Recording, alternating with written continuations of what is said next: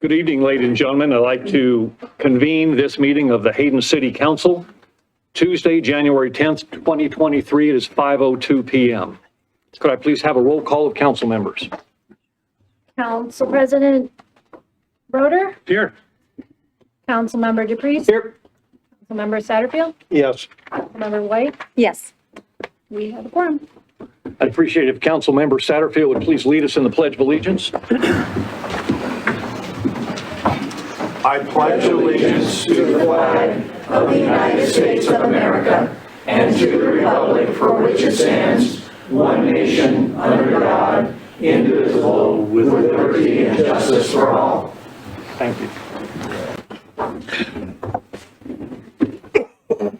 Before we get started, ladies and gentlemen, I would like to note one correction or change in the council meeting here tonight. At our last council meeting, it was decided by council that we would have a public hearing for potential changes on the Stone Creek North Addition. In that situation, the applicant was suggesting that they would take over the parklands and develop them with the trails and the benches. And after we had our decision last night, or I'm sorry, the last meeting, they called us the next day and rescinded their offer. They want to work only with the development agreement as it currently stands. So if you came here tonight looking for some sort of an opportunity to make a comment at a hearing about that, that will not happen tonight. Just wanted to let you know up front if that's the only reason you folks are here. Members of council, do we have any other corrections or additions to the agenda? Mr. Mayor? Yes, ma'am. Yes, I would like to remove item 1H, Lake City Law Legal Engagement Letter, from the consent calendar and place as an action item on the agenda for discussion. Item 1H. All right. Mayor, I have one item too that I'd like to have bring out of the consent calendar for discussion, and that would be item 1B, approval of the agreement with Cooney County Sheriff's Office for law enforcement. 1B. I'd like to address those individually. Since Councilmember White was first, we have a motion to make the approval of Lake City Law Legal Engagement Letter a discussion item. Do I have a second? Second. Second. Do we have any further discussion on that? And that's to take it into Into a discussion item, discussion item. an action item. Actually, Under new business or, it would be under Well, new business. I guess. New We don't have business. one finished today. okay. roll call vote, please. John? Councilmember DePriest, Sure. Councilmember White, Yes. Councilmember Roeder, Yes. Councilmember Satterfield. No. Okay, for item number 1B, approval of agreement with the Kootenai County Sheriff's Office for law enforcement services. Roll call vote, please. Sean? Councilmember Satterfield. Did you have a motion to remove that? I'm sorry. Yeah, Thank you very much. we don't have- Can I We, back up a step here? Could we have had discussion on that item before taking it to, or is it just to take it to the discussion item? to take it to the discussion item. So we can't have the discussion about our feelings on it now, it's just a matter to move it down. That's correct. We are deciding whether to move it as a consent calendar item or move it down and have discussion on it. I'm gonna say no then. I'm gonna, if I can. Are we back to We're back to 1H. 1H and you're going to say no? So you're rescinding your yes vote? Yes, I'd prefer to have discussion now, but apparently we can't. Fonda, if we are rescinding a yes vote, does that mean that we re-vote? Correct. Thank you. And am I correct that we cannot have discussion now? You can have discussion on the issue, which is just removing it from consent to a discussion item. Okay. Roll call vote, please. So John. if I may, what's our motion at this point that we're looking at? That's a really good question. Item 1H to unfinished business. Okay, moving approval of Lake City Law Legal Engagement Letter to new business. I would Councilmember White. I would like to make a statement that I did attempt to remove this from the consent calendar on Friday and Sunday and Monday, and to have it not be discussed at this point and only in the consent calendar. The consent calendar's for things that we just agree to, not discuss and vote on separately. So I feel like it should be discussed separately. And you understand the statute reasons that I told you we could not do that for. I heard what you said, but I believe that legally, I, in good faith, asked in a timely manner for it to be taken out of the agenda. Thank you, ma'am. So, Mr. Mayor, Yes, sir. can We need you, a motion again now. All right. Councilmember White, would you please make your motion again? yes, Thank you. I would like to make a motion to remove item 1H, Lake City Law Legal Engagement Letter, from the consent calendar and placed as an action item on the agenda. I'll second that. Thank you. And we have a second. Councilmember DePriest. I was curious, as you cited some statute or code or whatever that you had told Councilmember White regarding this issue, if you had it available, if you could share it. Probably not. I have it right here. Okay. Yes, Yes, it we was, have it. We can quote it. We can. Can we please, because I'm kind You of, want us to read the thing? is it The whole thing? lengthy and Okay. So I think I need to make it really clear. Yes. That Lake City Law is the city attorney for the city of Hayden, that I am acting in the capacity as general counsel, that Councilwoman White just made a comment about asking to have this removed to the weekend. I've not advised on that, so I want to be really clear that what is happening right now, Lake City Law has not provided any legal advice on this. I will walk you through the process of getting your motions through, whatever the end result is, but that I was not involved in those conversations of whether or not it was removed from consent previous to this discussion. And for the public's knowledge, we have increased our hourly rates rather than just providing a notice to the city that our hourly rates have increased from $160 an hour for attorney time to $225. I provided out of professional courtesy to the city a new engagement letter. Our previous engagement letter also included Caitlin Kling, who's not with our firm anymore.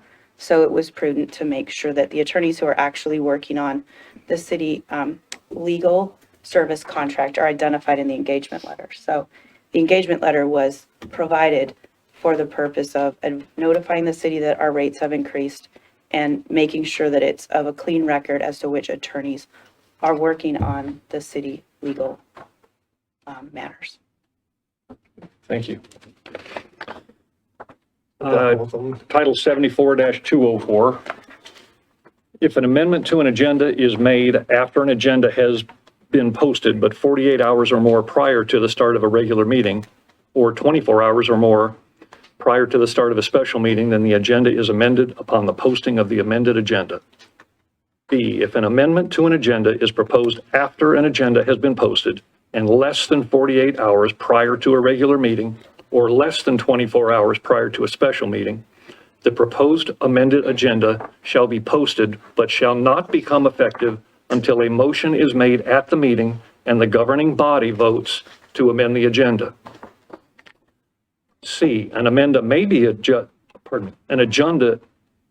be amended after the start of a meeting upon a motion that states the reason for the amendment and states the good faith reason. Final action may not be taken on an agenda item added after the start of a meeting unless an emergency is declared necessitating action at that meeting. thank you. Councilmember White's motion is to move item 1H, approval of Lake City Law legal engagement letter, to new business in 4. Correct. We have a motion and a second. Yes. Can I just clarify something? That, from what you read, what you're doing, the item is noticed for an action. The request is to move it from the consent calendar to say new business. I think you mentioned otherwise. And so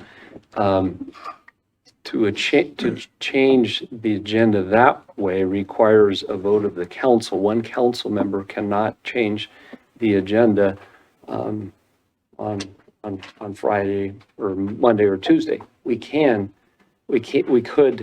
make the change, but it needs to be a vote by the council. It's my understanding of how that would work. Okay, so that's why it wasn't changed, and I think it was suggested, if you would like to do that, bring it up at the meeting, make a motion, and then it could be changed. And if there are questions, we can, I guess, answer during consent. We've done that before. We've answered some questions. So. Okay. Roll call vote, please, Sean. Councilmember DePriest? No. Councilmember White? Yes. Councilmember Roder? Yes. President Roder, sorry. And Councilmember Satterfield? No. Okay. Mayor, what would you vote? No.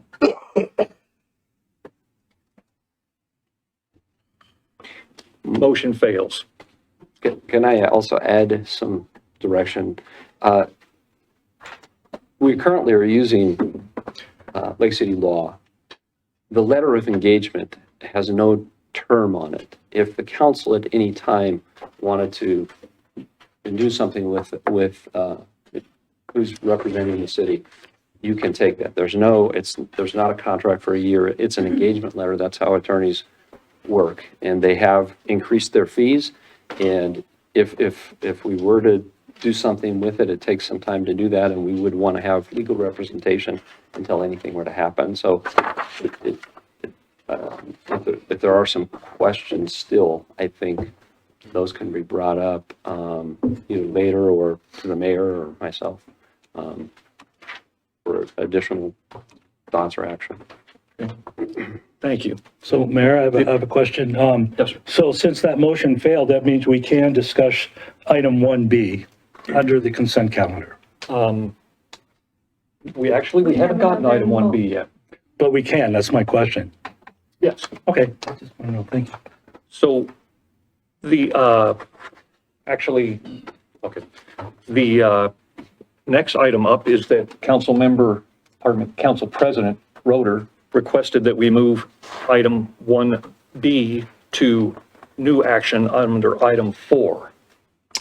So I'll make that motion, if I may, Mayor. My motion is that we move consent calendar 1B to new business under 4, item 4. Okay, thank you. Do we have a second for that motion? I second that. We have a second.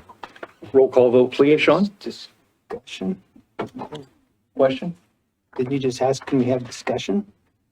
No, I motioned to move that from consent calendar out to new business. So there is no discussion on the motion? You can have discussion on the motion too. Yeah.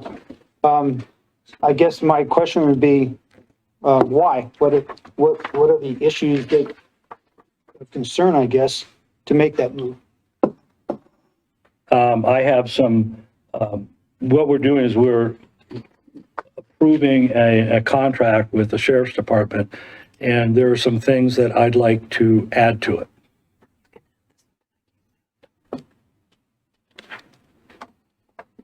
Are there any other questions?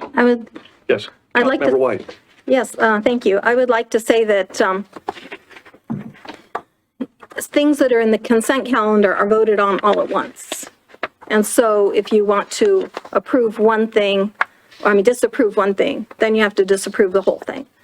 And so by moving it out, it gives you the chance to debate, to discuss, and to talk about it, not necessarily to vote it down, but to have that conversation.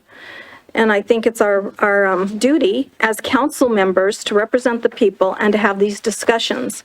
And I think this, Councilmember White, are you talking about item 1B then? I'm talking about item 1B. Okay.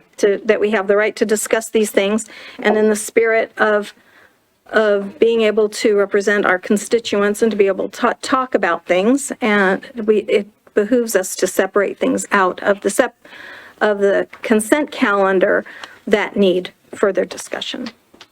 Okay, thank you. Other questions or comments?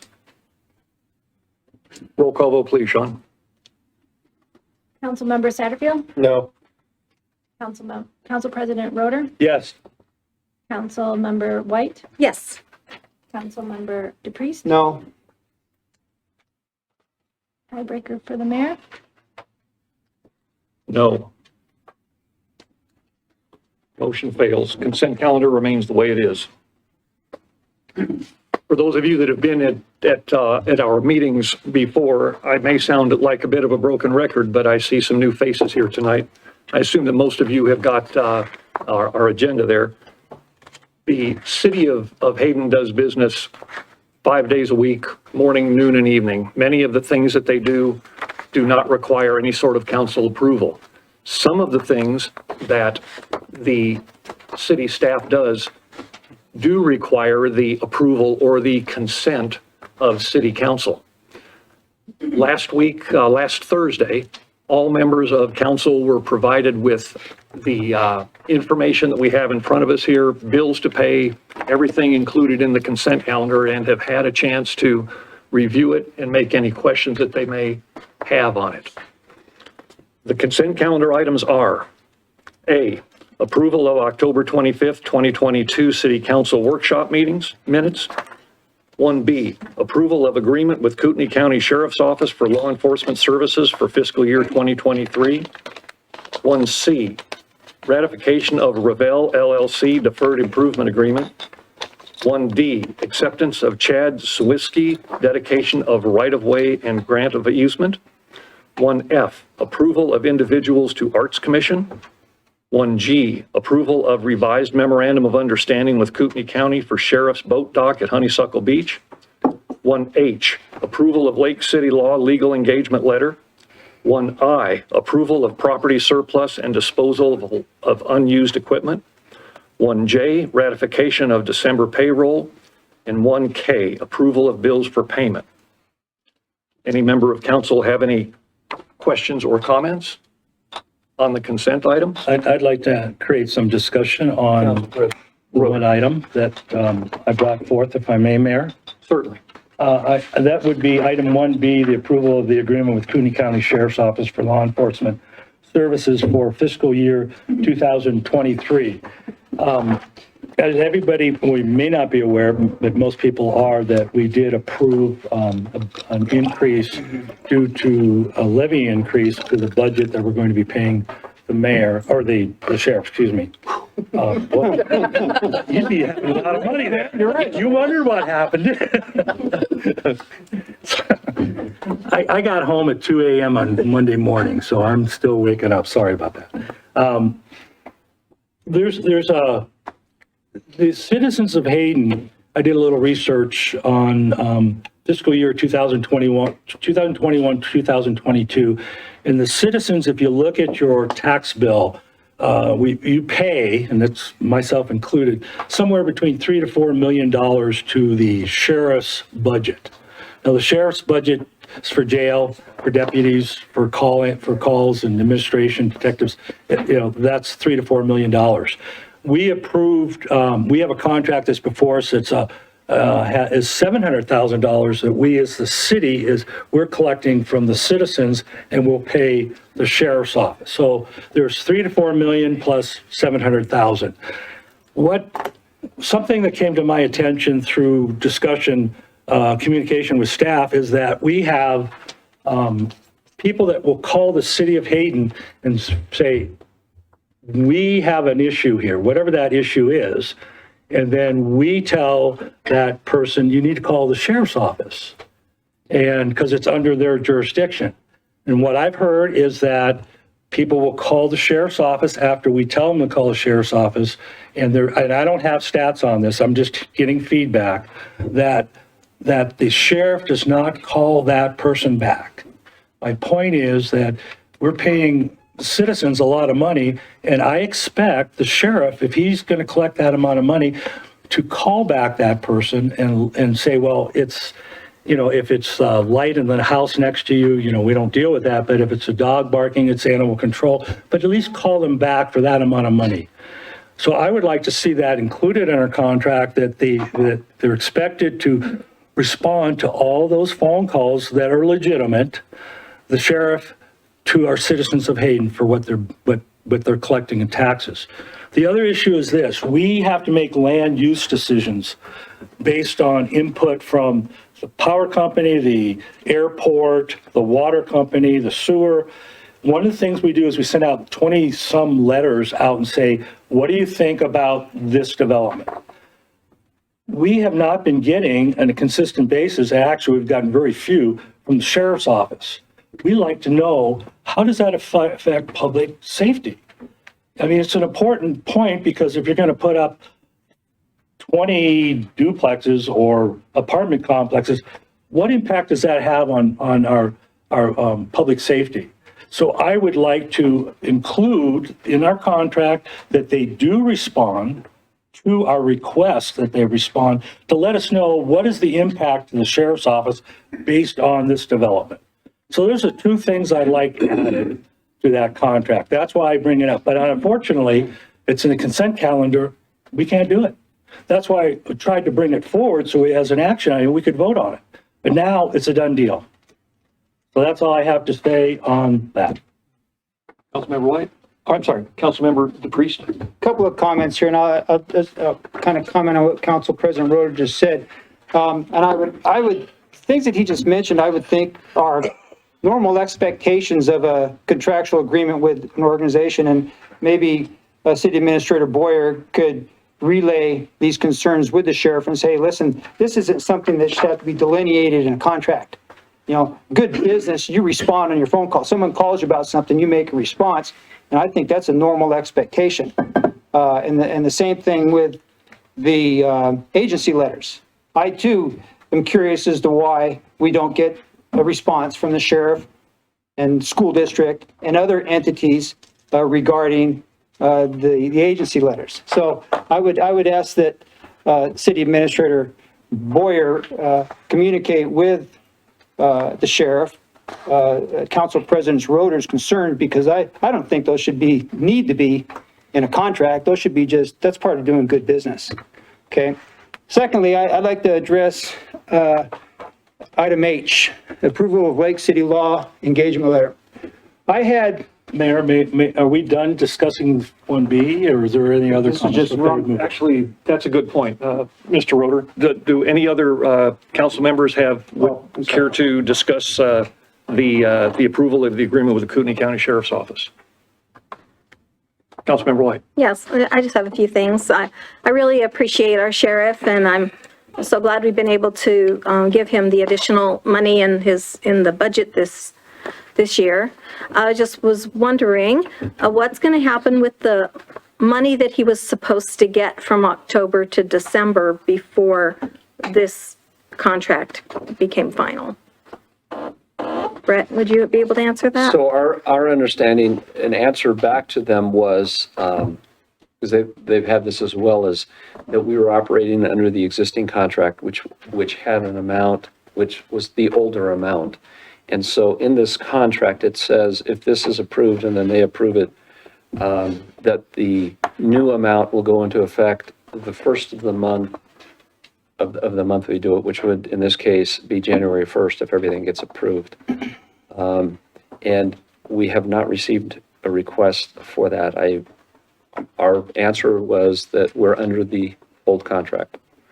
So, we're not anticipating paying that first quarter additional amount, but we have paid the amount that we owed under the old contract. Mm-hmm. Okay. And I was also wondering if this is probably something that could be in the contract or could just be an expectation, but it would be nice to be able to have Sheriff Norris or one of his deputies come once every 2 months or so and give us a report and let us know how things are doing, and just keep in touch with us. I would appreciate that.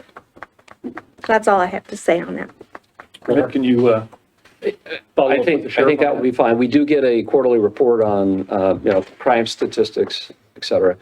The other thing, the reason why we went with the old contract and we added, actually the city added 9 different parts of scope of services, and one of them was to follow up on reported crimes with persons who reported the crime, including routine notification by telephone or email or mail as the status of investigations.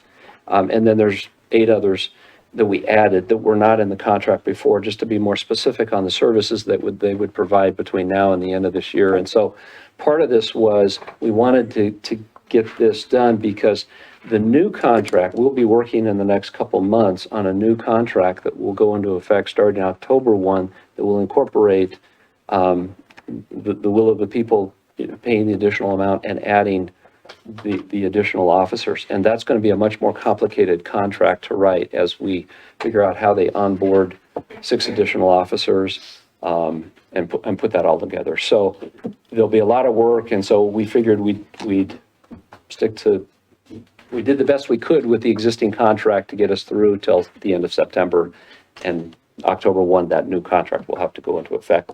And I can, we do talk with the sheriff's office about getting calls back, because we will get calls and they'll say, oh, hey, we never got a call back.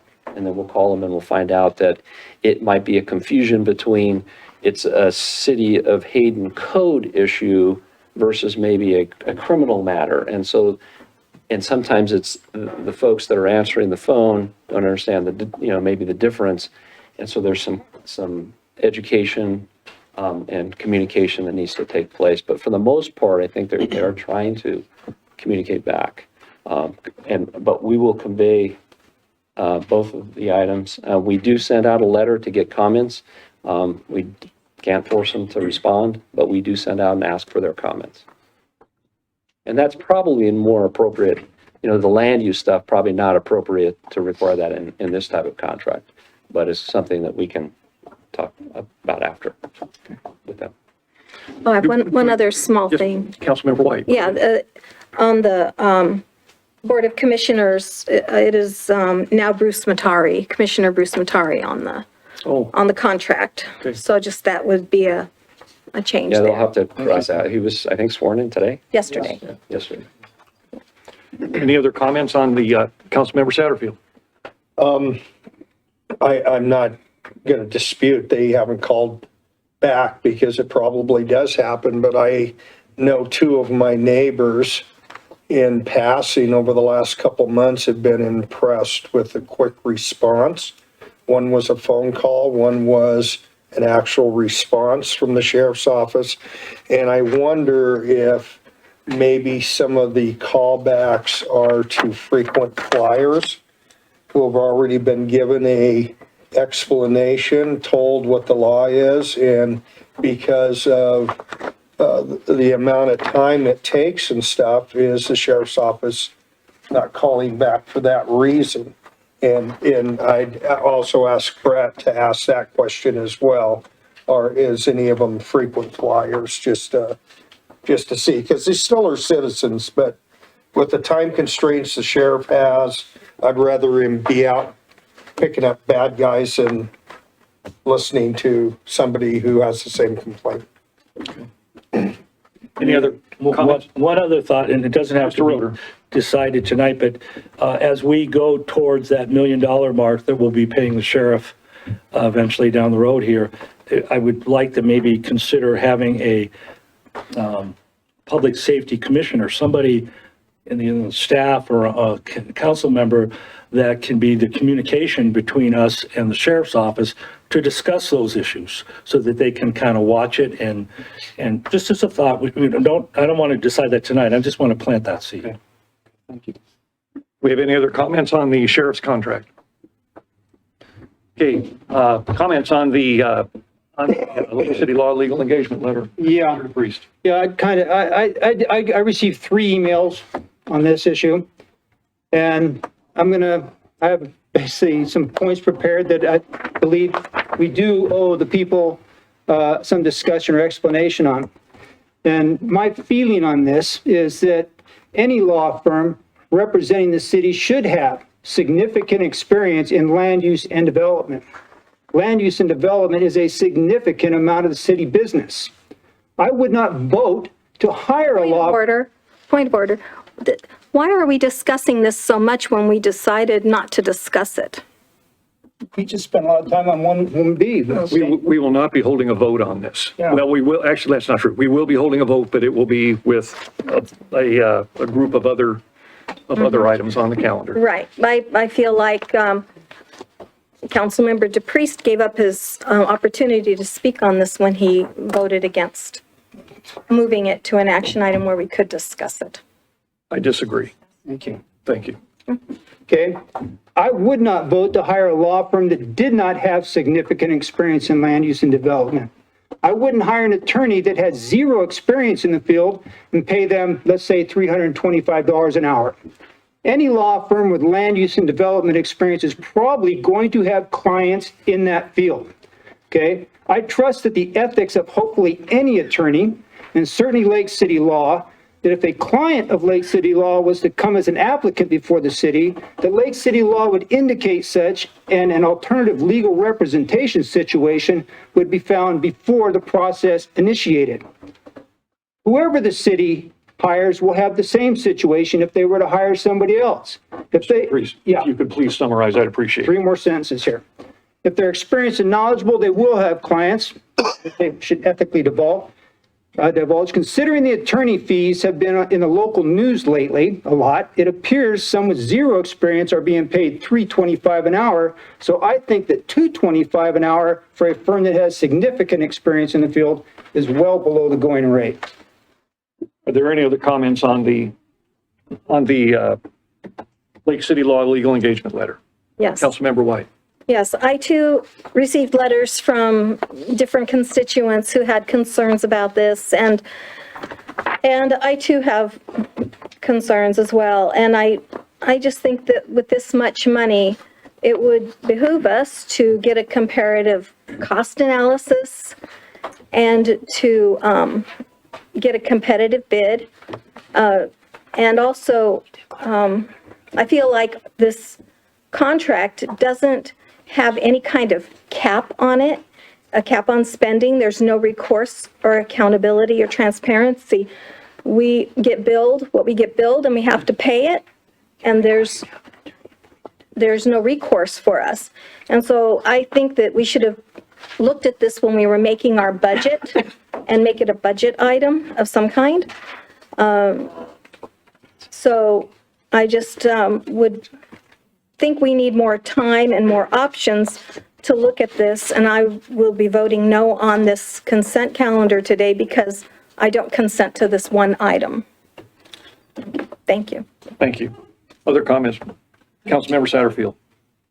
Having many years of experience in regards to governmental law, there are very few firms out there that are qualified. You get what you pay for.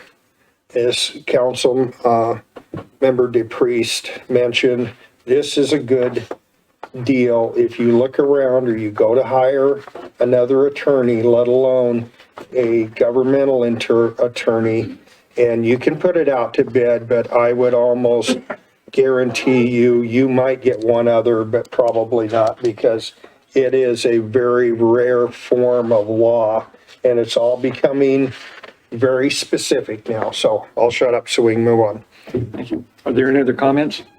Mayor, thank you. Roder. I think one of the things we've been able to do as a city is to work, we've been able to do a lot with less.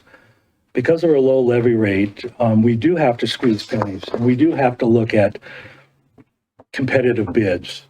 I do agree that we need to go out to bid or at least look at other alternatives.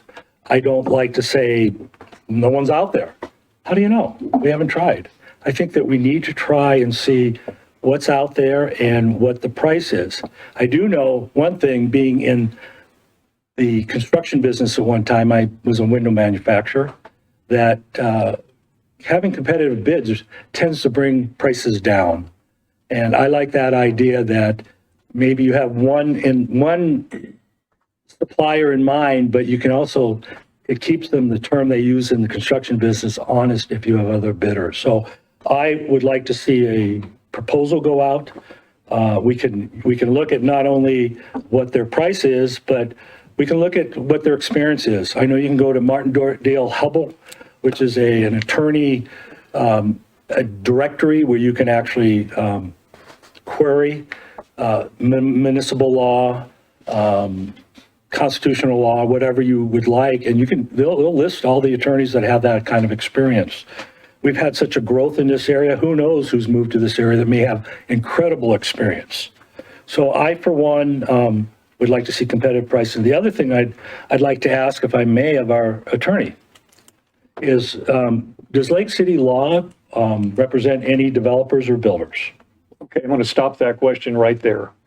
Ms. Jovic is not allowed to divulge any of her clients. We need to stop that comment right there. So are you saying that I see where law firms say we have experience in construction law or we have real estate law, that she can't say whether their law firm has experience with developers or builders? Those law firms have the opportunity to advertise that they represent certain areas of law. However, we cannot and we will not ask anyone to be forced to allow any type of use or individual clients. So that's your answer. I'd like to hear our attorney's answer. So the rules of professional conduct 1.6 prevent me from disclosing any of our firm clients. So my rules of professional conduct will prevent me from disclosing who the firm clients are. Whether or not there are developers that are clients of my firm, I would have to say, if you looked at the history we have over 150 years of legal experience in our firm. Yes, attorneys have represented developers. I can tell you that when Caitlin Kling, who was the previous city attorney, first joined our firm, this was a conversation in hiring her. We ran extensive conflict checks between our existing clients and all of her municipal clients, which the city of Hayden is one, to make sure no conflicts exist.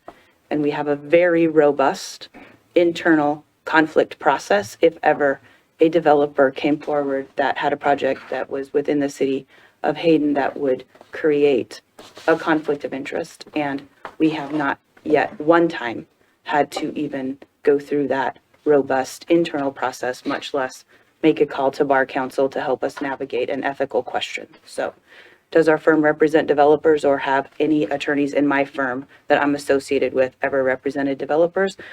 Yes. Has there been a conflict? No. Do we have a process in place under the Idaho Rules of Professional Conduct to address a conflict if one presented itself? Yes, we do. And second to that, while I have the floor for a moment, I'd like to remind the mayor and council that the city attorney position is not a hired position. It is an appointed position under Idaho Code 50-204. You are required by Idaho Code to appoint a city attorney, just like your treasurer and your clerk. And if you wish to remove Lake City Law as your city attorneys, then there's a process for that under 50-206, which is a unanimous vote by the council, or a request of the mayor with a vote that then is supported by 1/2 plus one member of your council. So this isn't like hiring a contractor. This is an Idaho Code required appointed position, and removal of your appointed attorney has a process under 50-206. Thank you. Do we have any other comments? Did I answer your question though, President Roeder, with regards to? Sure, and I understand that's an appointed, but that doesn't mean that we have to agree to this contract as a council. It's not a contract, it's an engagement letter that says our fees have changed. We're the appointed city attorneys. But you are correct, there is a process to remove us if you don't wish to pay $2.25 an hour. But I'm not asking that question. The question is, we have the ability to modify or amend the contract without removing you as council. You could ask for us to take a lower hourly rate, at which point the process would be for me to take that back to my partners at my firm. And there would be a conversation whether or not we wished then to proceed as your legal counsel, or whether or not we would be entering into the process of dissociating from the city. That's the process.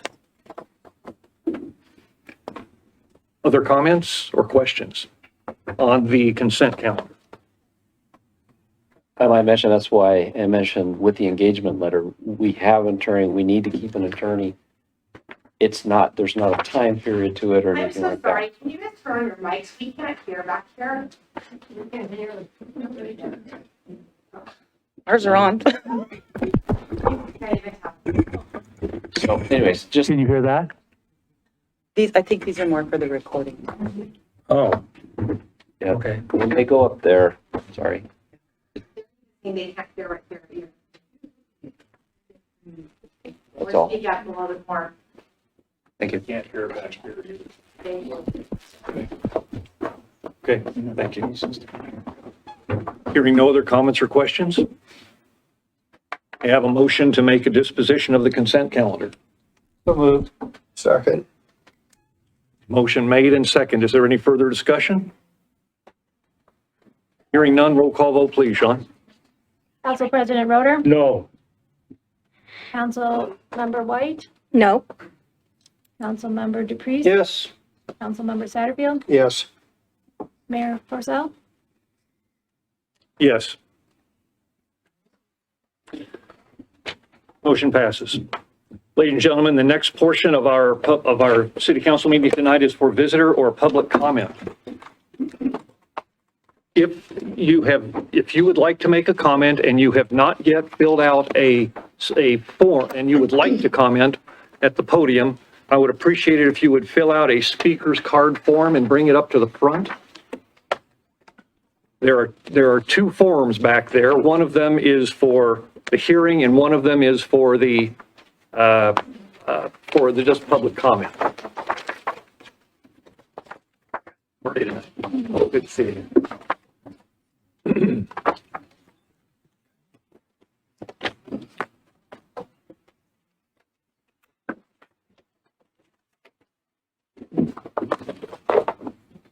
Ladies and gentlemen, we have some rules for allowing public comment.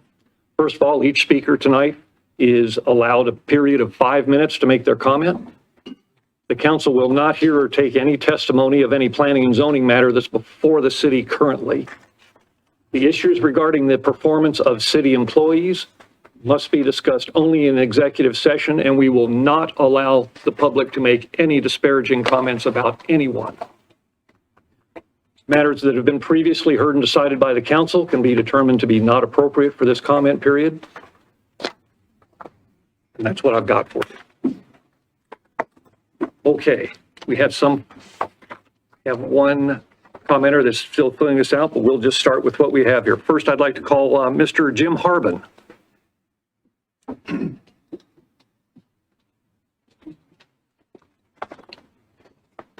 Mr. Harbin, when you come to the front, I would appreciate it if you would state your name and whether or not you are a citizen of the city of Hayden. Yes, sir. My name is Jim Harbin. I'm a city of Hayden. I didn't get a chance to see a preview your agenda here, so if I'm out of line, just let me know. Sure. No worries. I just want to make a quick statement. The last time I spoke, I was kind of like anti-big apartments going on because of the traffic situation. So I want to give a couple suggestions, and I really urge the city to ponder this. I suggest that you do everything you can to bring businesses to this town, especially build up government. The reason for that is you're going to need a future tax base. You're going to understand that in the very near future. I won't get into that because some won't understand. And I don't want to get into a controversial thing. I suggest that you really look into businesses. I also suggest that for the young people, the rents are skyrocketed. They're out of control. So I suggest that you make single-family houses, or for the younger people, freestanding condos. I saw something in there that they wanted to make the lots, correct me if I'm wrong, 4,000, 5,000, or 6,000 square feet. That's way too small. But if you want to put a freestanding condo on that for young people so they can build up their equity in their house and be taxpayers, if they own something, they're going to want to make it nice and be part of the community. Okay, when they're in apartments, I visited some apartments through people I know, wonderful people. I walk up the stairs, there's spit, cigarettes, trash. They don't clean out the parking lots for the snow for these young people. It's ridiculous. You see mothers carrying babies, trying to go up 3 flights of stairs. That's absurd. So all I'm saying is think about this. Freestanding condos, people have pride of ownership, single-family homes, try to get these roads expanded. You can't put 300 apartment units and have a 300, you're going to have at least 2 cars at 600. At any one time, you're going to have 150 to 400 cars pulling out on the roads. There's no room for it. You're going to need a tax base. Your tax base from residential is going away. That's all I'm going to say. You can laugh, think I'm crazy, that's okay. It's going to go away. Your tax base is going to be on a flat tax of 14 to 17%. So I urge you to ponder putting businesses in here, and maybe even the city could buy some land and make a generic building, rent it out, and maybe have some small studio apartments on there for their employees, so you don't have so much traffic. I won't take up any more time. I'd just like you just to think about that, and I thank you for your time. Thank you. Thank you, sir.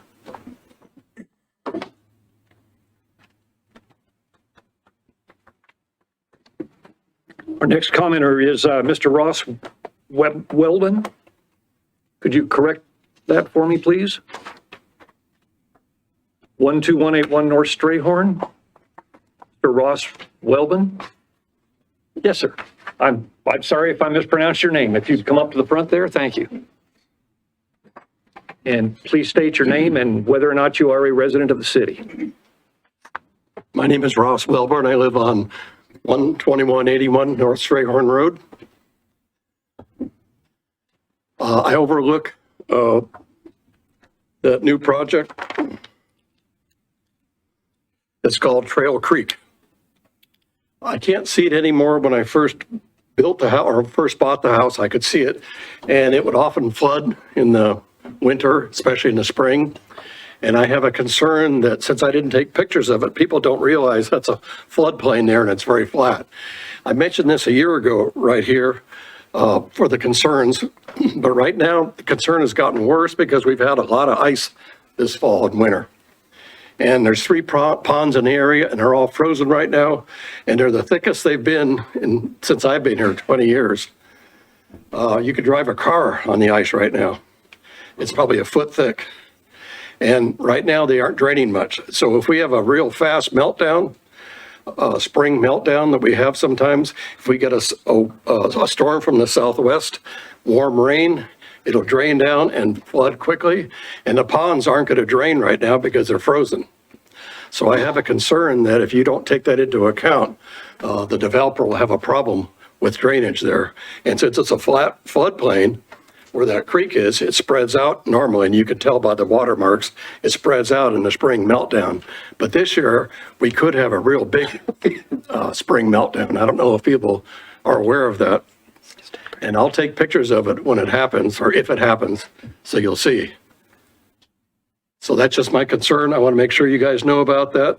It doesn't affect me too much, because I'm on the top of the rim rock overlooking it, but all the trees have grown up now, so I can't even see it much anymore. So it won't affect me too much, but it'll affect the people who have property in that floodplain, and basements would be a big problem there.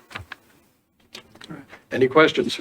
Yes. You said Trail Creek at the beginning. Did you mean Trail Creek?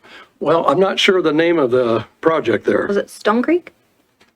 Stone Creek or Trail Creek? It's just north of Stone Creek there. Okay. Okay. Does it have a name? Yes, sir, it does. Stone Creek North. Oh, okay. Yes, sir. Okay, I I just wanted gave you the incorrect clarification on name. that. Sorry. Thank Yes. you. One other question. Are you the gentleman that spoke here before that said that there's a dam that is controlled, that controls that Yes. water area? And do you have control of that dam? Well, I have on one of them, there's 3 ponds there. And I have control of one of the dams. But, and it hasn't happened yet, but if there's a big ice dam and a big meltdown, water level is going to go up and it's going to back up. And once before I had that, when I built the dam, there was no record anywhere in the county here of the water flow during the meltdown. So I put in a nominal sized dam there with a spillway. And it turns out, when the spring meltdown occurs, it rushes through there. I measured it 20 cubic feet per second. And it went over the walls into the lawns and things, and so I had to modify it. Well, at that time, the water level went 1 foot higher than normal, 1 foot higher than normal, put the water all the way back up, maybe 1,000 feet into the hills, flooding this whole area where this project is going to be. And that's because it's all flat. It's an ancient lake bed there. And it has very little gradient. So if the water raises 1 foot on my property, it goes back over 1,000 feet. So I just want to make sure you guys know about this. Okay. Thank you. Thank you, sir. Appreciate it. Any other questions? Okay, All right. Thank you very much. Next, Mr. Thomas Schaefer.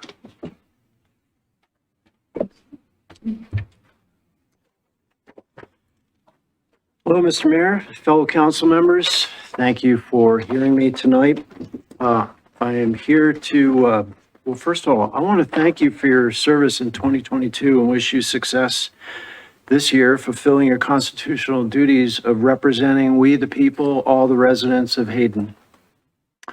I'm here to also speak about the Stone Creek North development, along with my friend and colleague, Mr. Akiyama, who will be following me. This project has reached an important milestone that deserves your attention. The maximum 2-year project duration for final plat approval was exceeded on 25 November last year.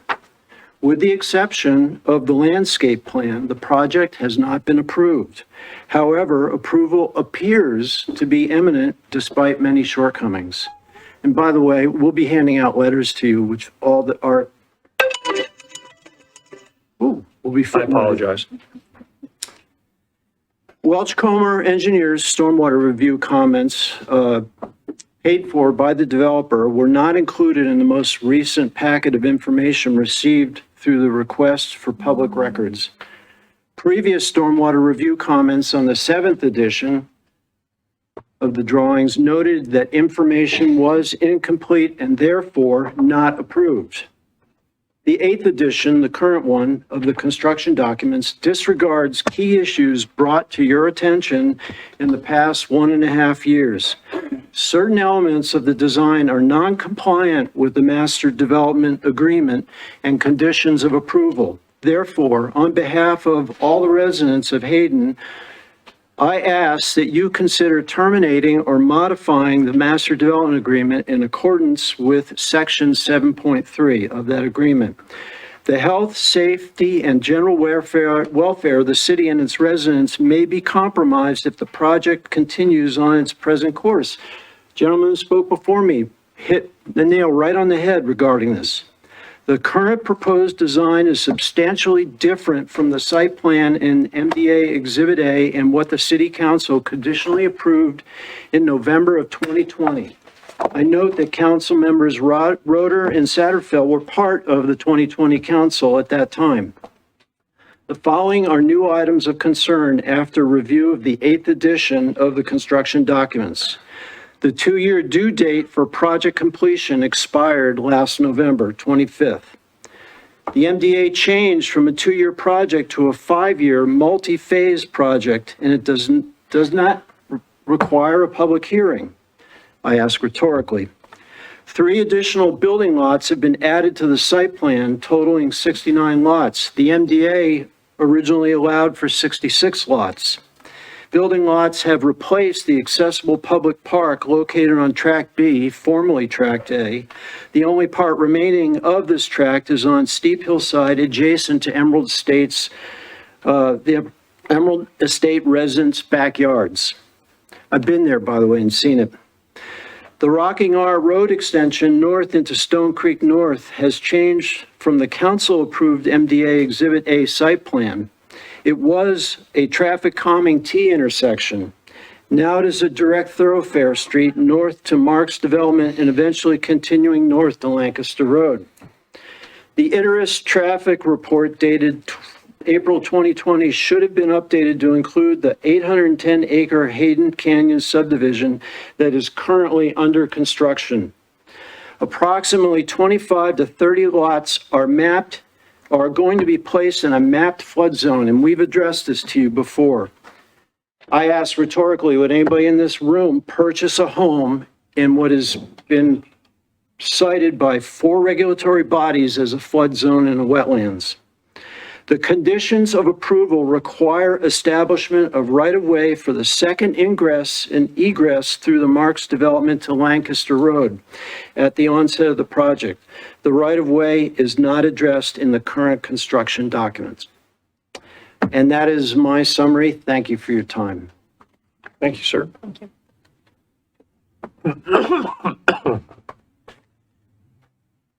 Yeah, if you would, please, I'd appreciate that.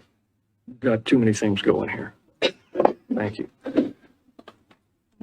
Our next commenter is Mr. Paul Akiyama.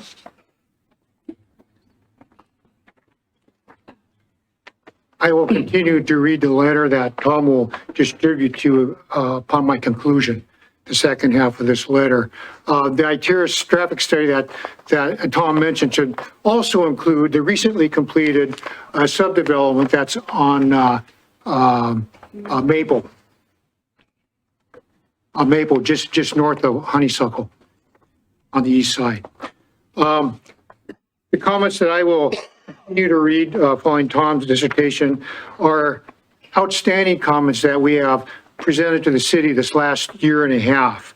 As a reminder, wetlands and streams. The documented wetlands exist on the project site. City of Hayden Code 12-3-4 19D procedures, environmental studies needs to be applied to this project, as Ross Welborn has shared. Our 150 petition signers requested application of this code. The wetlands and stream are significant components to the existing natural surface and groundwater systems. Wetlands and floodplains in riparian areas are chemically, physically, and biologically connected with downstream waters and influence the ecological integrity of such waters. The wetlands are fed by upstream wetlands originating north of Lancaster Road and function as a biofiltering detention pond, analogous to, say, a large sponge, releasing the water into the stream that eventually flows underground just north of Whispering Pines Road and into the aquifer. The proposed subdivision plans on building over the sponge by partially replacing it with structural fill. The 2020 council members, DeLange, Panabaker, and Satterfeld, stated their concern about the wetlands. Satterfeld stated, quote, "The applicant must follow all of the rules, standards, and regulations related to wetlands." Would you purchase a home on top of a wetland in a flood zone? More details, but it's written in the letter. Second item, stormwater design. City of Hayden Code 8-3-5B stormwater management needs to be correctly applied to this project. This code requires stormwater to be treated and retained on the site, not to be channeled and conveyed off the site. The city has allowed current design to channel the water to the stream, which drains off-site. The stream affects approximately 30 residential properties. Liberty Geotechnical does not address infiltration percolation tests to provide information for the design of this storm system. Note that most of the soils are elastic clay and silty fines that inhibit infiltration. The report describes the eastern portion of the site resembling a lake or a river bottom. The storm design calculation excludes runoff from driveways and house roofs and only include runoff from public right-of-way impervious surfaces such as the streets and sidewalks. That's a problem. The elevation of the southwest portion of the site is the lowest point in the project. It is about 17 feet lower than the wetlands elevation. The storm design channels water to dry wells adjacent to existing residents at the north end of Rocky Knoll. This location is also at the south end of two converging flood zones. One resident at this location has already experience water intrusion into their basement. The drainage basin from Lancaster Road, I'm running out of time, so I'm just going to say more detail. It's in the letter, but this point of the project is very sensitive to flooding. Fire apparatus ingress egress. Stone Creek North is dependent on the existing ingress egress provided via Rocking R Street of the existing Stone Creek and Rocking R subdivision. The existing Stone Creek subdivision does not have a second access that meets current state fire code for a minimum distance between two access routes. The second access of the proposed Stone Creek North to Lancaster Road, therefore, is very important. Mr. Akiyama, you've got about half a minute left. Thank you. This second access was discussed and approved in the public hearings of the Planning and Zoning. Your immediate attention into the proposed Stone Creek North subdivision is important to protect the public's health, safety, and general welfare, especially to the future neighbors who may purchase homes in this development. Our neighbor at the north end of Rocking R in the existing Stone Creek HOA already has incurred close to $500 in damage from logging operations. Is this indicative of future issues from a non-compliant project? In this election year, with due respect, in this election year, do you want to leave a legacy of discord resulting from a non-compliant 33-acre neighborhood subdivision? Thank you. Thank you, sir. Sir.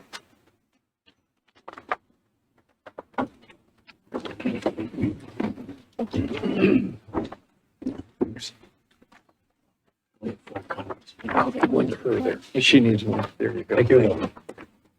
I'll read hers. Our next commenter is Mr. Eric Edgar.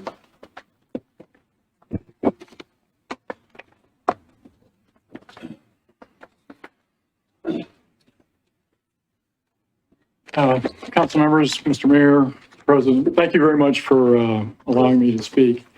Paul Akiyama just covered a few things that pertain to myself. I am the neighbor on the end of Rocking R Road, right next to the Stone Creek North project. And so there's been a lot of impact on my property and will be in the future. I've prepared written remarks. I'm going to email that to you after the meeting. I'm not going to read everything. Paul has already mentioned quite a bit of it, but I wanted to just read part of my letter here. My wife, Jennifer, and I built our current home in Stone Creek subdivision and became members of the Stone Creek Homeowners Association in 2017.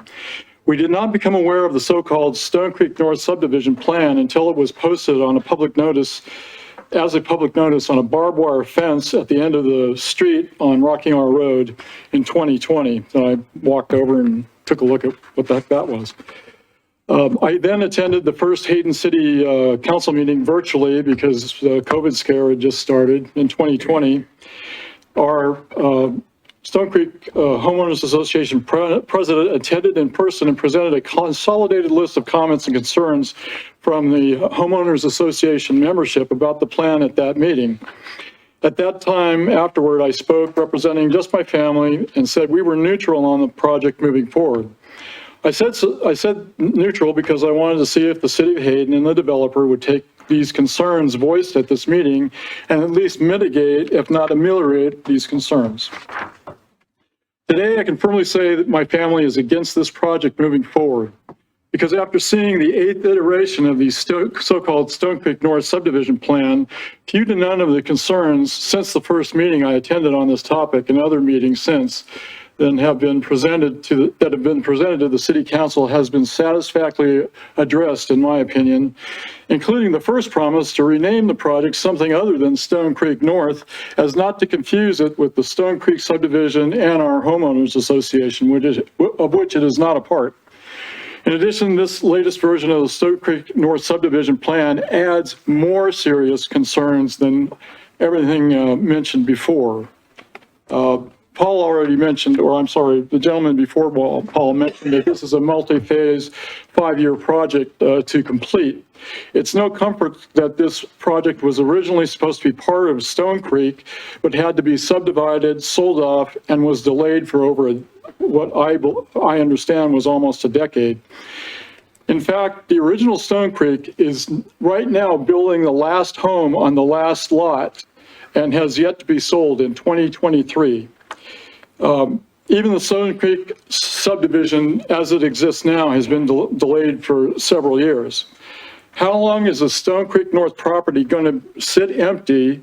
Probably, if they start putting the streets in with heavy equipment parked on it, going to sit there like that. An eyesore to Stone Creek, not unlike the Hayden Canyon project bounded in part the corner of Government Way and Lancaster. How is this going to affect our home values going forward for probably, well, 5 years? After that, semi-trucks and trailers with landfill, dirt and rocks, and other heavy digging and grading equipment, and then home builders with their semi-trucks and trailers with home building materials, plus contractors of all types with their vehicles, will enter and exit the Stone Creek North subdivision in phase 1 and 2, at least until the Maroon Creek Road is extended as well, much later in phase 3 years later. So basically, all the traffic is going back and forth in front of my house for the next 5 years. So I see that as something of a problem. Mr. Edgar, you've got 1 minute left. 1 minute, okay, good. Marks Ranch development, apparently the Rocking Hour Road will be extended all the way from Stone Creek North to Lancaster, making that an option for people trying to avoid traffic on US 95. And finally, the most worrisome is that the Rocking Hour Road extension has been rerouted in such a way that all the water drainage from the very top will flow down at a 3 to 9% grade downhill towards my house and a neighbor's house across the street. My neighbor has had water intrusion problems in his basement longer than I have known him.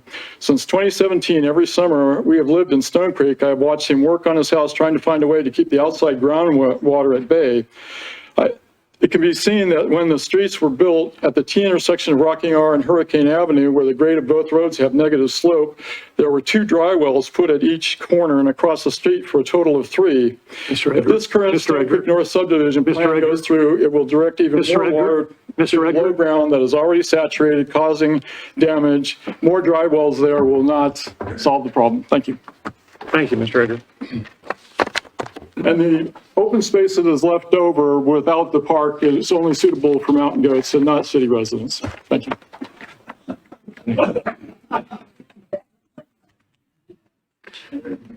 Next commenter is Mr. Dowd Boss.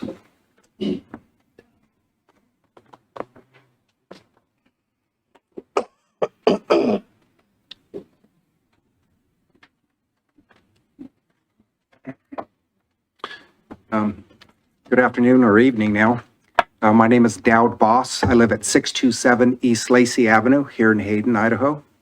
And I want to talk about 2 things, mostly one about the traffic that is just continuing to grow due to all the development that's going on. And second, I just want to talk a little bit about the waterway they've been mentioning here recently. But we have a number of projects, not including this one. We'll just look at Lancaster and Government. You got 2 large projects there. You have another one on Maple between Honeysuckle and Hayden Avenue. And just between those 2, there's approximately 350 homes. If you look at 2 to 2.5 cars per home, we're looking at approximately 850 to 1,000 additional vehicles that are going to be hitting the road just in our small area, let alone the rest of Hayden and the developments that are going on. This is going to congest this city, and we don't have the infrastructure to deal with this. People don't even today follow the speed limits. I live on East Lacey. People look at the 25-mile-an-hour sign as a suggestion. No one drives 25 anymore. It's 35 plus. Maple is now a bypass for government because government is getting so busy. So we really got to take a pause on these developments. I know that the builders, the Building Association has done a great job lobbying the state legislators, creating rules and laws that have handcuffed our cities, by saying, to be able to say no to these builders. But I say it's time to say no. And if we have to, get creative and build a fund to fight them in court, let's do it. It's just time to say no. The last thing I want to say is on December 28th, 2022, Joe Biden reinitiated the 1972 Clean Waters Act. He also put a number of additional waterways into that act, which are small standing waterways. So I think that the city has an obligation to dig into this new federal law that has been reinitiated and verify that we will not be breaking federal law. I don't know if we will be or not, but they have put in there standing water, okay? So I think it's our duty. But again, we can't keep approving all these developments, especially these multifamilies and large projects. It's going to be a point where we're going to become a small Seattle, we're going to become a Spokane, and you can't undo what we're doing. I've been coming here for years, on and off. I haven't been here in a number of months because I've been busy with work. But it's time to say no, and let's get a backbone, let's dig our heels in, and let's go to court if that's what we got to do. But it's time. Thank you, sir. Thank you.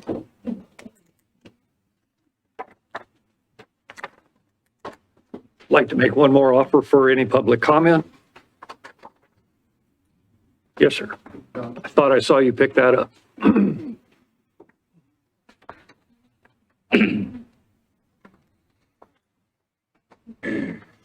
may have put that on the wrong form. Okay, I'll take care of it for you. All right, thanks, Paul.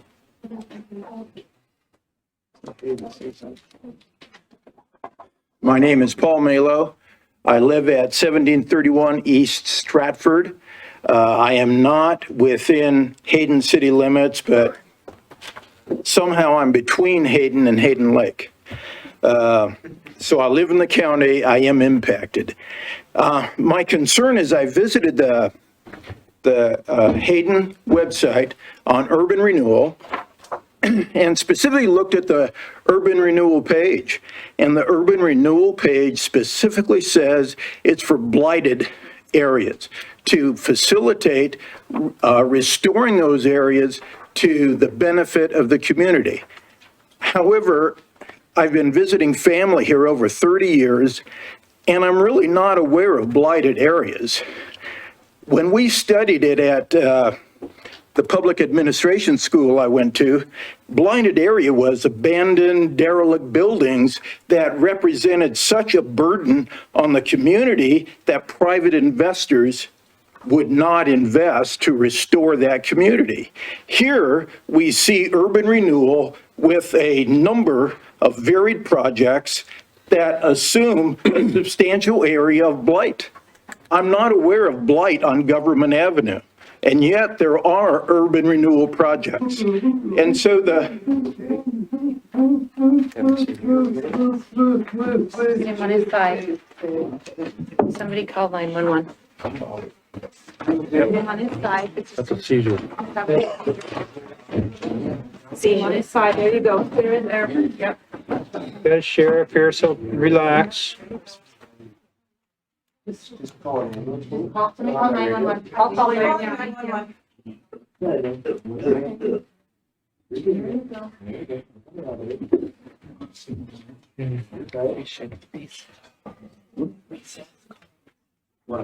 call a recess, Mr. Mayor.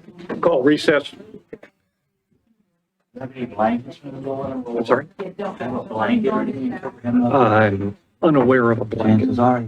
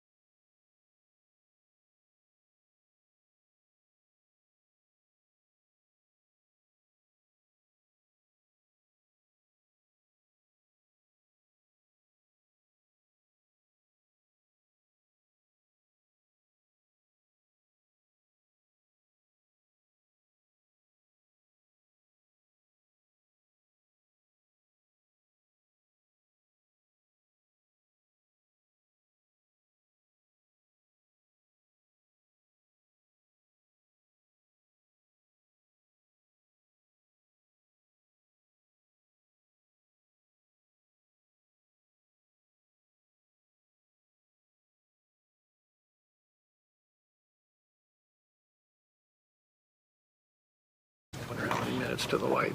Okay, we're back in session again here. It's 6:35 after our medical emergency. And Paul Malo, Paul, you were in the middle of your public comment. I encourage you to just pick right up again. Okay, thank you. Brett asked me not to start over again so I wouldn't cause another medical emergency. So I'll just get right to a conclusion.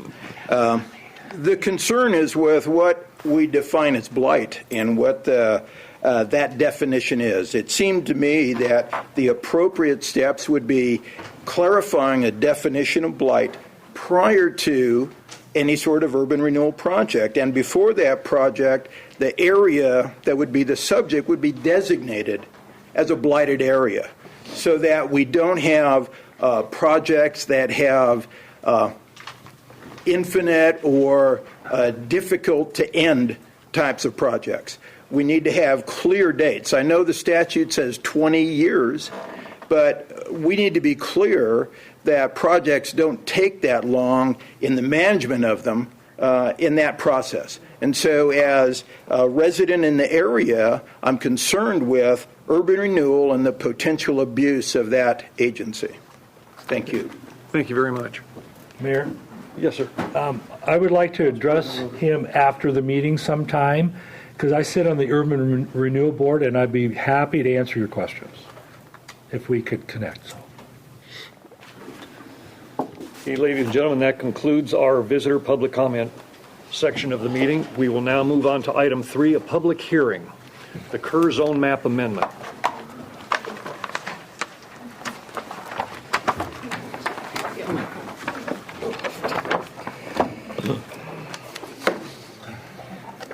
Well, Sean is trying to do some Wi-Fi connection here. This is how we run a public hearing. First of all, the staff will introduce the subject case. Next, the applicant will present their case. Next, the staff will present a summary of the staff report for the proposed use. Then we will have public comment, and we will have the applicant's rebuttal. Then we will close the public hearing and have council deliberations. And finally, we will end with a council decision. Donna, before you start, I need to ask, council, have any of you had any ex parte communication with the applicant or the general public regarding this case? No. Councilmember Satterfield? No. Councilmember DePriest? No. Council President Roeder? No. Thank you very much. Donna, go ahead. So just a really quick thing, I see like 5 or 6 folks plus or minus still parked all around that, and there are empty chairs in the front and scattered around if you guys are tired of standing, just FYI. The packet that the council received was 2 agenda items. The first one is the Kerr Zone Map Amendment, which is a public hearing. And the second one is the Trail Creek Estates subdivision, which we'll hear under a new business. So they are separate. And so I've broken apart the presentation into those 2 parts as such. So the public hearing is on the zone map amendment. There are handouts on the back table that talk about what happens at a public hearing for a zone map amendment and the standards of approval for the public to comment during that comment period. Just as a matter of course of process. So for location purposes, this project is on the northeast corner of North Ramsey Road and West Dakota Avenue. The development team is Eric Olson from Olson Engineering, and Jeremy Tuzubli is in the back, and he's here to present on behalf of the applicant and the owners.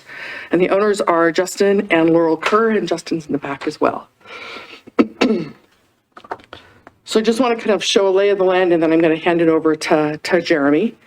The existing zoning for that corner is residential suburban, and the request is in accordance with the future land use map, is to change that zone designation from residential suburban to mixed residential. I do want to note that the notices that went out to the Planning and Zoning Commission were 2 notices that were noticed concurrently with each other. So they were noticed together because they both required public hearings. One of them was for the zone map amendment, and the second one was for the subdivision. The subdivision that was requested concurrent with this zone map amendment was for 25 single-family residential lots. And I just want to note that because they did come in together, but this is a zone map amendment request for the property. All right. So with that, I'm going to turn over to Jeremy, and he can fill you in from there.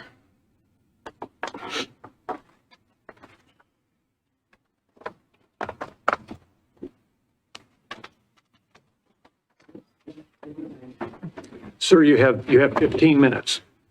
Thank you, Mayor. Good evening, Mayor, council members. Happy belated New Year. Thanks for hearing our proposal tonight.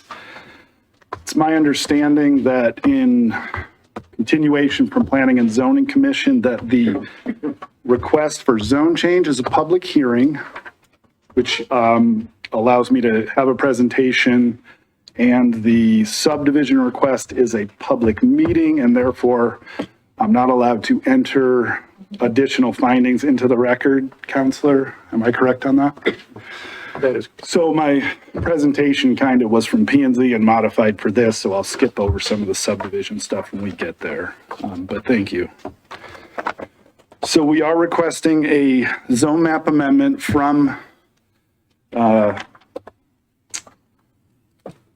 its current zoning of residential suburban to mixed residential. The review criteria are up on the screen right now, and I've bullet pointed a few things, and I'll just kind of go through them one by one. Several of these are, in essence, simple yes or no questions, and so I will then kind of auger in on ones that I feel are germane to the discussion and a continuation from Planning and Zoning Commission. So, is the request consistent with the future land use map? This is one of those questions that is a simple yes or no. The future land use map identifies this subject property as a mixed residential upon future build out. So it is consistent with the future land use map. Consistency with the comprehensive plan goals and policies. There's about 36 goals and policies within the comprehensive plan. I sort of pulled out some of the ones that I think apply to this request, and I've stated those there in quotes. And the subdivision goes over some of these as well, as far as public infrastructure and its ability to be adequately served by that infrastructure. One of the ones that I really wanted to focus in on would be the encouragement and development and rehabilitation for quality housing through a variety of housing options. And I think you'll see as the evening goes on that we are requesting and proposing 2 separate housing options here in an attempt to try to really nail that goal right there. And then the third point, the addressing of community needs. We are proposing a mixture of housing units on here, some traditional R1 single family dwelling units on the lots to the north, and twin home units to the south. And I wanted to make this point of clarification because it came up over and over and over again in Planning and Zoning Commission. Mixed use zoning allows for a variety of housing types from R1 to duplex. Excuse me, you just said mixed use, which is different than mixed residential. Thank you very much, Councilman DePriest. We are requesting mixed residential. So mixed residential allows for that variety of housing types. Single-family residential, townhome, twin home, duplex, and triplex, I believe, are the housing types allowed in that zoning designation. Now, there was a lot of talk about us trying to sort of bait and switch here. The word duplex kept coming up over and over and over again. I really want to clarify this. A townhome and a twin home are units that are in the same structure. The property line exists on the party wall. Each unit will have its own unique legal description. It will be platted as such. They can be owned fee simple. We've heard the term pride of ownership flying around tonight. Somebody can own that fee simple, go get a loan, have either a warranty deed if they pay cash, or if they have a note on it, a deed of trust will be issued. They will have that pride of ownership, build some equity. That's hopefully what we're trying to accomplish here. The idea that we're proposing 13 duplex lots for a total of 26 units on those duplex lots is false. We're proposing 25 total units. I just want to make that very, very clear.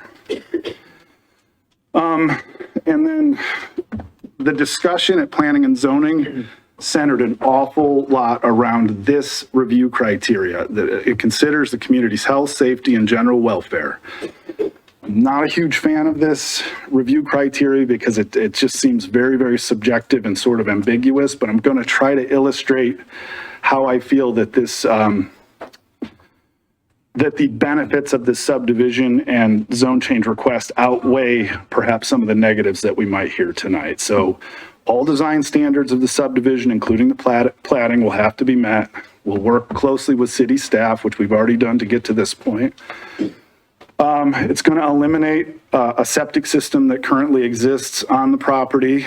We're going to increase the pedestrian connectivity, and we're going to improve the fire emergency medical service access to adjacent properties, and I'm going to get into that here in a little bit.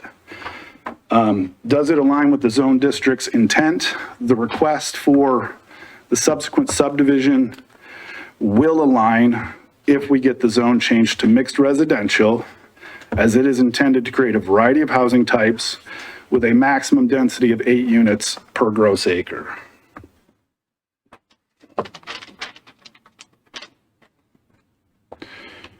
One of the ways that you can understand, in a continuation of what I was saying earlier about the housing types in there, in the mixed residential zoning designation, if a duplex were to be proposed on one of the lots, those lots have to be a minimum of 7,000 square feet. And when they get into the subdivision part, you'll see how it lays out and how that wouldn't be possible on the lots that we are proposing for those twin homes. This is the subdivision component, so I will gloss over that because I'm sure that's in your packet from the discussion with planning and zoning, and no new information coming up on the subdivision.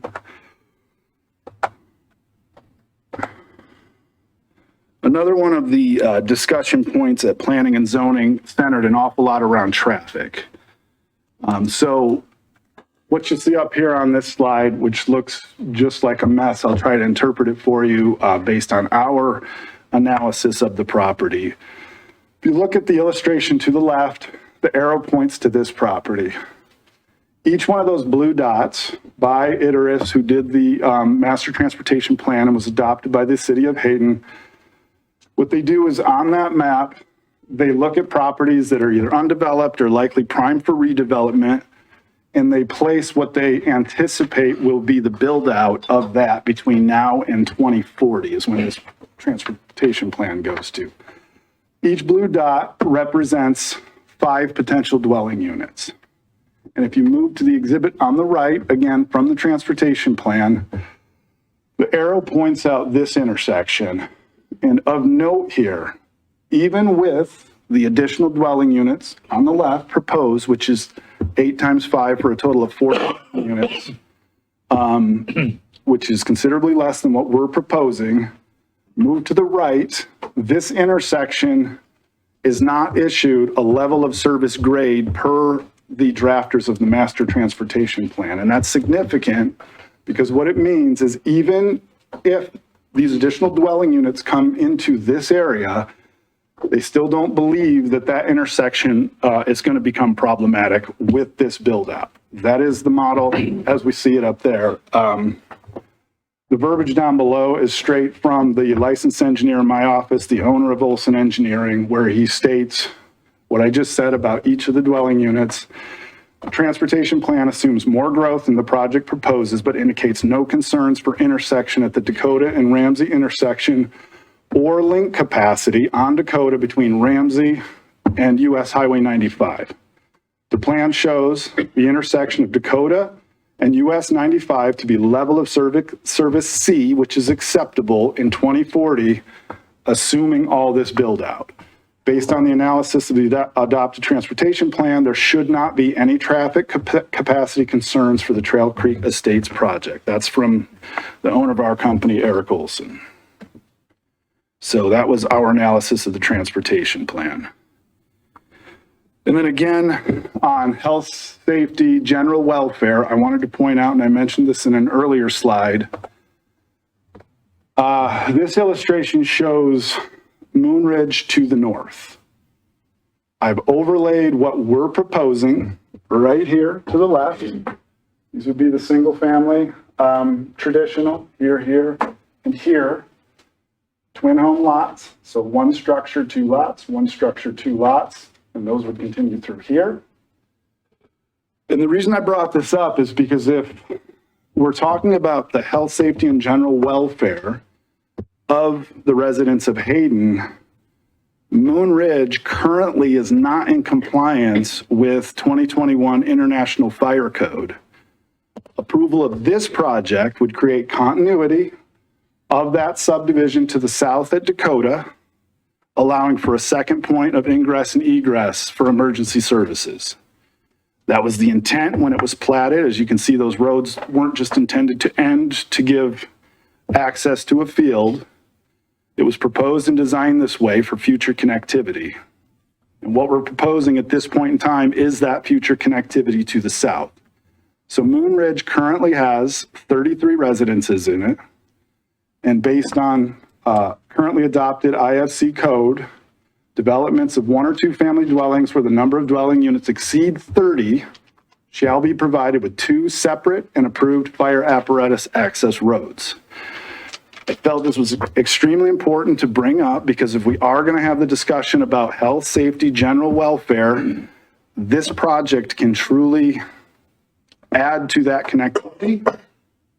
Allow for approved and bring it into compliance with 2021 International Fire Code. And again, my understanding is that the subdivision will be discussed at a public meeting, so staff will go over that, and you're to rely on the previous discussion with P&Z. So with that, I will stand with for any questions. Council members, questions? I do, but go ahead and go if anybody else does. Council President Roder.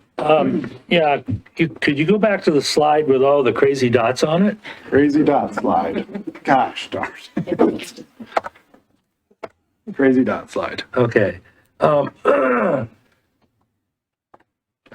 the last bottom paragraph, last sentence, there should not be any traffic capacity concerns for Trail Creek Estates project. What impact will this project have on the intersection of Ramsey and Hayden Avenue? Ramsey and Hayden. You don't have Hayden marked up there. Right, Ramsey and Hayden. It's one block south. Has an orange dot on it. Yeah, I don't think that they model it in that way. I don't know if we can say Ramsey and Hayden are, if I understand correctly, isn't there a roundabout being proposed at Ramsey and Hayden right now? Is that sort of at a stalemate right now?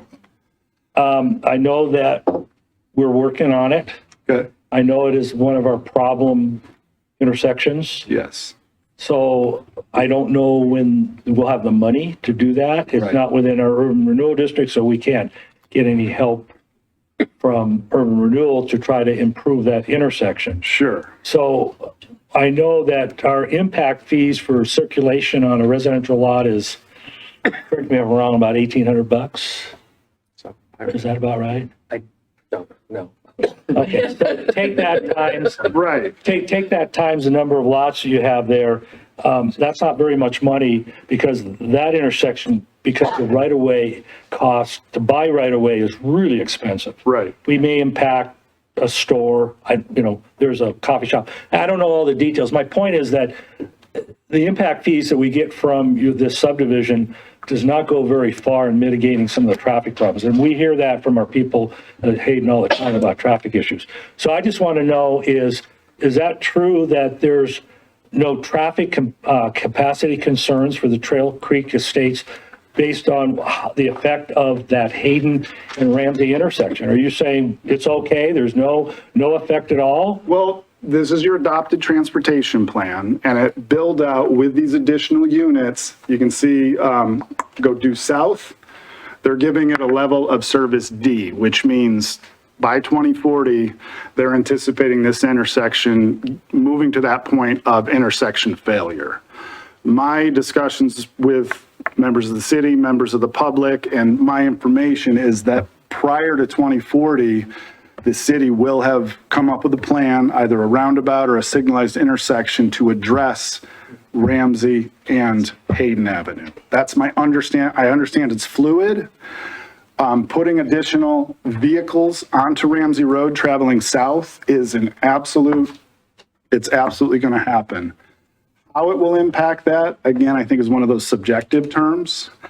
I personally drove this during peak hours twice because I wanted to experience it for myself. When I sat across the intersection, unfortunately, I wasn't able to do 5 p.m. I did the morning because I had stuff going on, but 2 times at about 8:30 to 8:45, I drove up and down Ramsey. I sat across from here to see how traffic maneuvered at Dakota. There were 0 congestion problems. You would see kind of a gaggle of 3 or 4 cars headed south on Ramsey. Somebody would come to that intersection. A bus I saw this morning stopped, paused, looked both ways, proceeded. It wasn't highly congested during the times that I personally observed it. I understand your concern at the 4-way stop at Hayden and Ramsey. It's not a great intersection. I don't like it at all, but I think that the city is working hard, and to your point, it's high on their list of priorities to make improvements to that intersection. So currently, that's a true statement, is what you're saying. There should not be any traffic capacity concerns for that intersection. That statement is the opinion of our licensed engineer and our analysis of the adopted master transportation plan. Even though you said you don't like that intersection. That right there is our analysis of your adopted master transportation plan. That's all I have. Thank you. Councilmember White? Yes, okay. I have in front of me the codes of building for our building setback requirements and everything. I don't see twin home on here. So where does twin home fit in the Hayden City plans? Donna? So our mixed residential identifies townhomes, and in the vernacular of the building industry, a 2-unit townhome is known as a twin home. So it's just a specialized type of construction for 2 lots. Okay, so I was just wondering, why are we choosing a 2-unit townhome over a duplex? That was why I was trying to offer the clarification earlier. A twin home from the street, there's no delineating lines that you can see. There will be a property pin set by the surveyor that will go right in the middle of the driveway, and there will be one set in the backyard. And you draw an imaginary line between those two, and it will bisect that house. That becomes the property line, which is the shared wall. So from the street, appears like a duplex. Each side of that home has its own legal description and can be purchased as a single unit. Okay. Does that help? So a duplex would be sold as the 2 different units together as one? A duplex unit? is a 2-family structure on a single lot with one property description. Is that? Okay. So I was just wondering, why are we choosing a duplex over a twin home over a duplex for So this that situation? each half of that home can be purchased and owned, and an individual might be able to build some equity in that home, improvements to the house, the natural ebb and flow of the market, perhaps use that as a starter home, sell that, and move into perhaps a more traditional single home. That is the goal. Okay. Now, a duplex has a 7,000 square foot minimum lot size. So approximately what size lot are these twin homes being put on? Am I moving into the subdivision territory with that, or shall I just go ahead and do my best? Just do your best. Okay, It's gonna come up later if you don't answer it now. okay. That's why I left some of these slides in. Thank you. So if you move through, see lot sizes here, 11,000, 8,800, 8,800, on down. And then it gets smaller as we move here. These are most of between 7 and 7,500. So that's Jeremy, what can you we're point out the twin home lots? Like, let's take the middle section Okay, there. see this right here? This represents a building footprint. It's not that they're gonna build that big. That means if you take a property line setback here and here, the approved setback here and here, that's the biggest footprint they could do, right? That is the property line right here. It's Sir? from the street. If you move the mouse. I'm sorry. No, that's fine. If you move the mouse, will come up. And then you can hear me on the microphone. Beautiful. Sorry, sir. Single structure, right? Property line as well as party wall. From the street, if you're standing here and looking south, it's going to look like a duplex. That is absolutely an accurate statement. But these lots, if you were to take lot 3, for example, it's just under 5,000 square feet. We could not put a duplex on here, 2 units, shared driveway, on a single lot. That it wouldn't meet code. Does that make sense? Yes. Okay. Like I said, we're not gonna likely build and take up every available inch of our building envelope. That's as big as it could be. There will likely be jut outs where the garage is. It's not gonna be a big rectangle, is what I'm saying. So with the townhome, you can cover 70% of the lot, That's my understanding. but with a duplex, only 60% of the lot. Again, that's my understanding. Okay. I just wanted to clarify that. Okay. I was listening to the planning and zoning meeting, and some of the people who live in the area had questions that I felt weren't totally answered, so I just was going to bring up some of their questions. All right, shoot. Okay. So how many stories will these homes be? 2-story homes max. Some may be single story and a half, but in all likelihood, 2-story seems to be the best economy right now. And I believe we have height restrictions of 45 feet? 35. 35 feet, yeah. Okay. So they'll be 1.5. It's our goal, and I can't speak to the end builder here, is likely that to the untrained eye, in a few years, this looks like a continuation of Moon Ridge. That's the goal. So it's going to be of that style, perhaps some single story with bonus rooms above the garage, the occasional 2-story. The twin homes lend themselves better to a 2-story because of the restrictions of space. That's sort of the goal. Okay. So the street to the north that's in the Moonridge Estates, it's Olympus. So what homes would be overlooking their yard or their homes? See it? Yes. So overlooking the street, there won't be any backyards to backyards. Oops, sorry, cursor. This is the Moon Ridge temporary lift station, which my understanding will be abandoned when the permanent one goes in, and I'm assuming that will revert back to the developer for the final home site in their subdivision. So you'll see 2.25 lots will share a lot line with this subdivision. The rest of it will not share a lot line with any other lot on this subdivision. Okay, so the home in that corner there, and that'll be a 2-story home? You can't, we're likely not, this group is likely not the builder here. Okay. Right, so we'll likely work through the process, the subdivision, move through the plating process, if approved, and likely sell or work collaboratively with a builder to build out blocks of this subdivision. So I do not know what the end structure that will go on there, but it's going to be a home similar to what we see in Moonridge. Okay.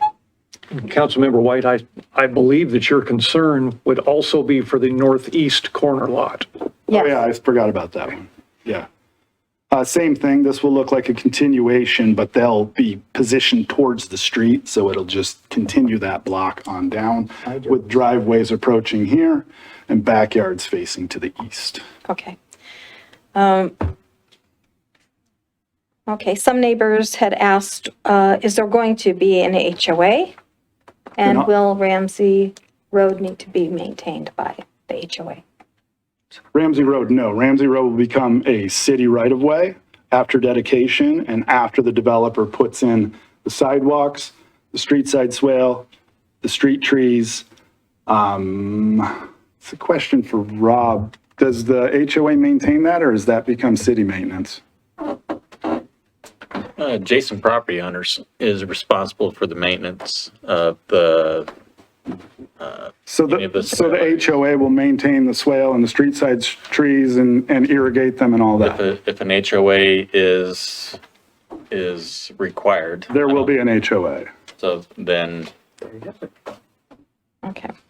Say yes, but the city does not maintain the street swales. Okay. It's always the city code requires the adjacent property owner, or if you choose, the HOA to maintain that area. Thank you. Thank you for your patience. I've got lots of questions here. So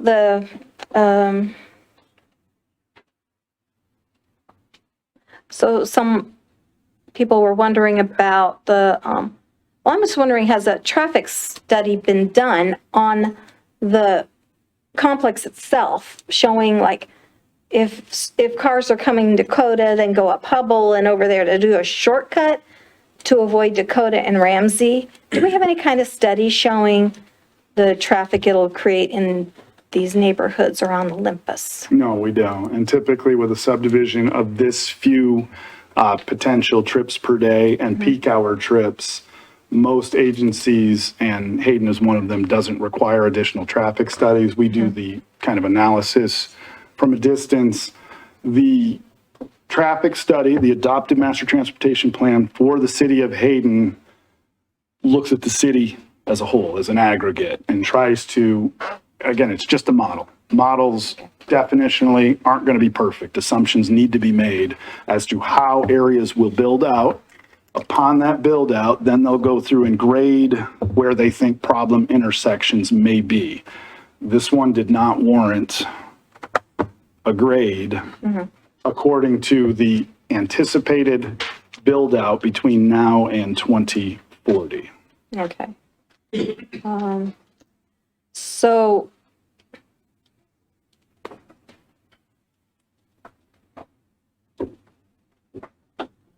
okay. All right, I might come back with some more questions. I'm going to defer to another member right now. Thank you so much. I don't have any questions right now. Right now. Okay. Councilmember Dupree? Yeah. I guess, can you go back to the subdivision? Yeah. This guy or that guy? Yeah, either one. That one's better, probably. Okay. Okay. I know there some of the discussion, and I think you tried to clear it up. I received an email or two that there's a misunderstanding that there was going to be 36, or I believe it was 13 twin homes, as well as, or 12 single family, or the other way around. It was, but in fact, it's going to be 25 dwelling units. Is that correct? 25 residential dwelling units, each on their own lot. Right. And again, going back to the twin lots, if we start off in what's going to be the southwest corner, that's a twin home there, correct? That is correct. That lot size is almost 12,000 feet for the one and 7,800 feet for the inside lot. Exactly. Okay. So we're talking basically 6,000 there roughly, but they are individual lots, correct? That is correct. Due to their flag lot nature, you have all of that unbuildable area that will become driveway. Right. Now, if this goes to residential or mixed residential, it does allow 8 dwelling units per acre, correct? That is correct. What, the size of this project is how many acres? 6.2. Into 25 units, so the density is going to be 4 units per acre. 4 units per acre, okay. Which is commensurate with R1. Okay, can you go to the International Fire page or whatever that was, the overview? Okay, now, and again, this is going to be the main concern here. I look at Ramsey Road in Dakota on there, and I compare it to the interior roads there. And Dakota and Ramsey look to be more narrow than the interior roads. They will be widened by this process. For just the aspect that is the width of the property there. Once you get west of it, it then will be narrow again, correct? East. East of it, I'm sorry, yes, east. Unfortunately, yeah. That's and then when you get north on Ramsey, you get it, okay. Well, you have the improvements on, from the Moon Ridge, and it's my understanding that as part of the proposed capital improvement projects, Ramsey gets built out to a 3-lane road section. And again, that's part of my concern is the timing on that. You know, the way things are going, that could be numerous years. We don't know what's going to happen here. And so my main concern is not so much with the subdivision and the dwelling units per acre. It is going. Perhaps that would be best reserved for our deliberations.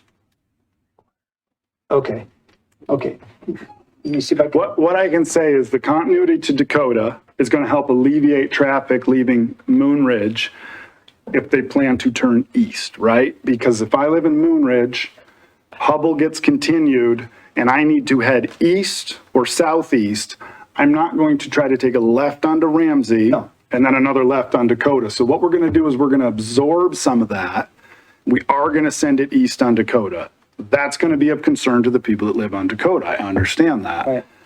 However, through these impact fees and all those sort of things, hopefully we can start putting enough money in the kitty to tackle some of these capital improvement projects to upgrade the infrastructure citywide. But still, that interpretation of the master transportation plan with 25 to 26 peak hour trips per day coming out of this subdivision didn't warrant a level of service grade at this intersection. Right. I guess sticking just to the really the zone map amendment right now. That's probably all the questions that I have. Okay, thank you. Council President Roder? No, I'm good, thank you. Okay. Councilmember White? Yeah, I just have a few more. So these homes, or this property, what was it zoned when it was purchased? Residential suburban. Okay, so that hasn't changed over the years. No. When was this property purchased? Closed on it roughly 12 months ago. 12 months ago, okay. And I know you can't tell the market, but do you know how much these homes will sell for? What are you thinking the price point would be?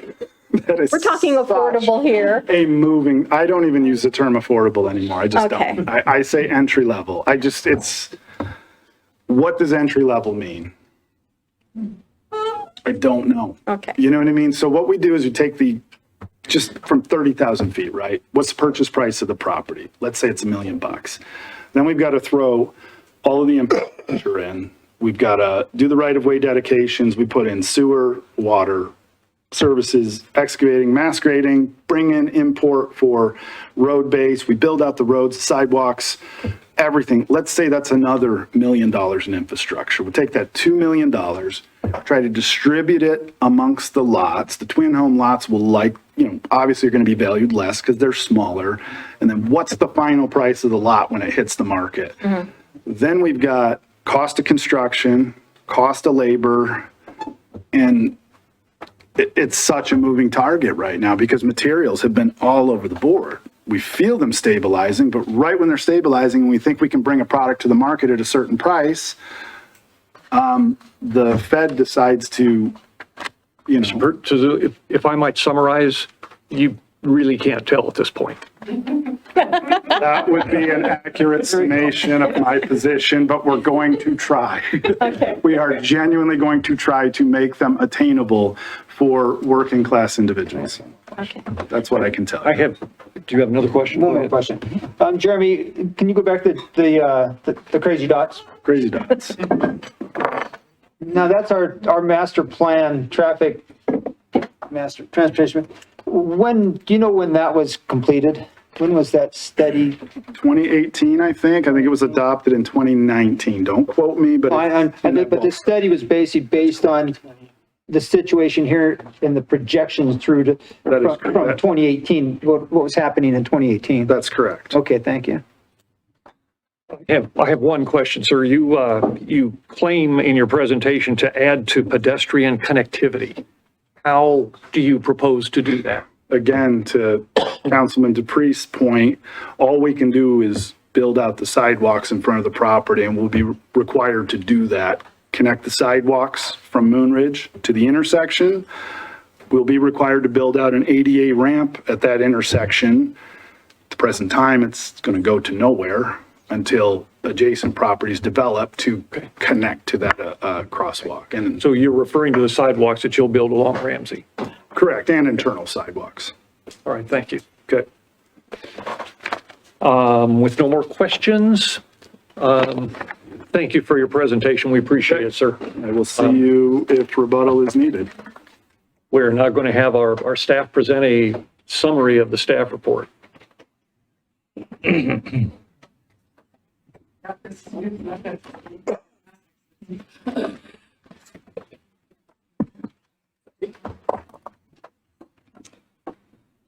So Councilmember Roeder, Sandy looked up your question about transportation impact fees that we collect for residential. And upstairs, we collect both transportation and park impact fees as part of the city's impact fees for residential. So I just lump them into the same dollar amount. So I apologize for that. But single family residential that are less than 1,000 square feet pay $22.88 for transportation. If the house is between 1,000 and 2,499 square feet, they pay $2,423 toward impact fees. And if it's greater than 2,500 square feet, they pay $2,659. So just, it's a sliding scale, just to let you know. The reason I just couldn't remember it.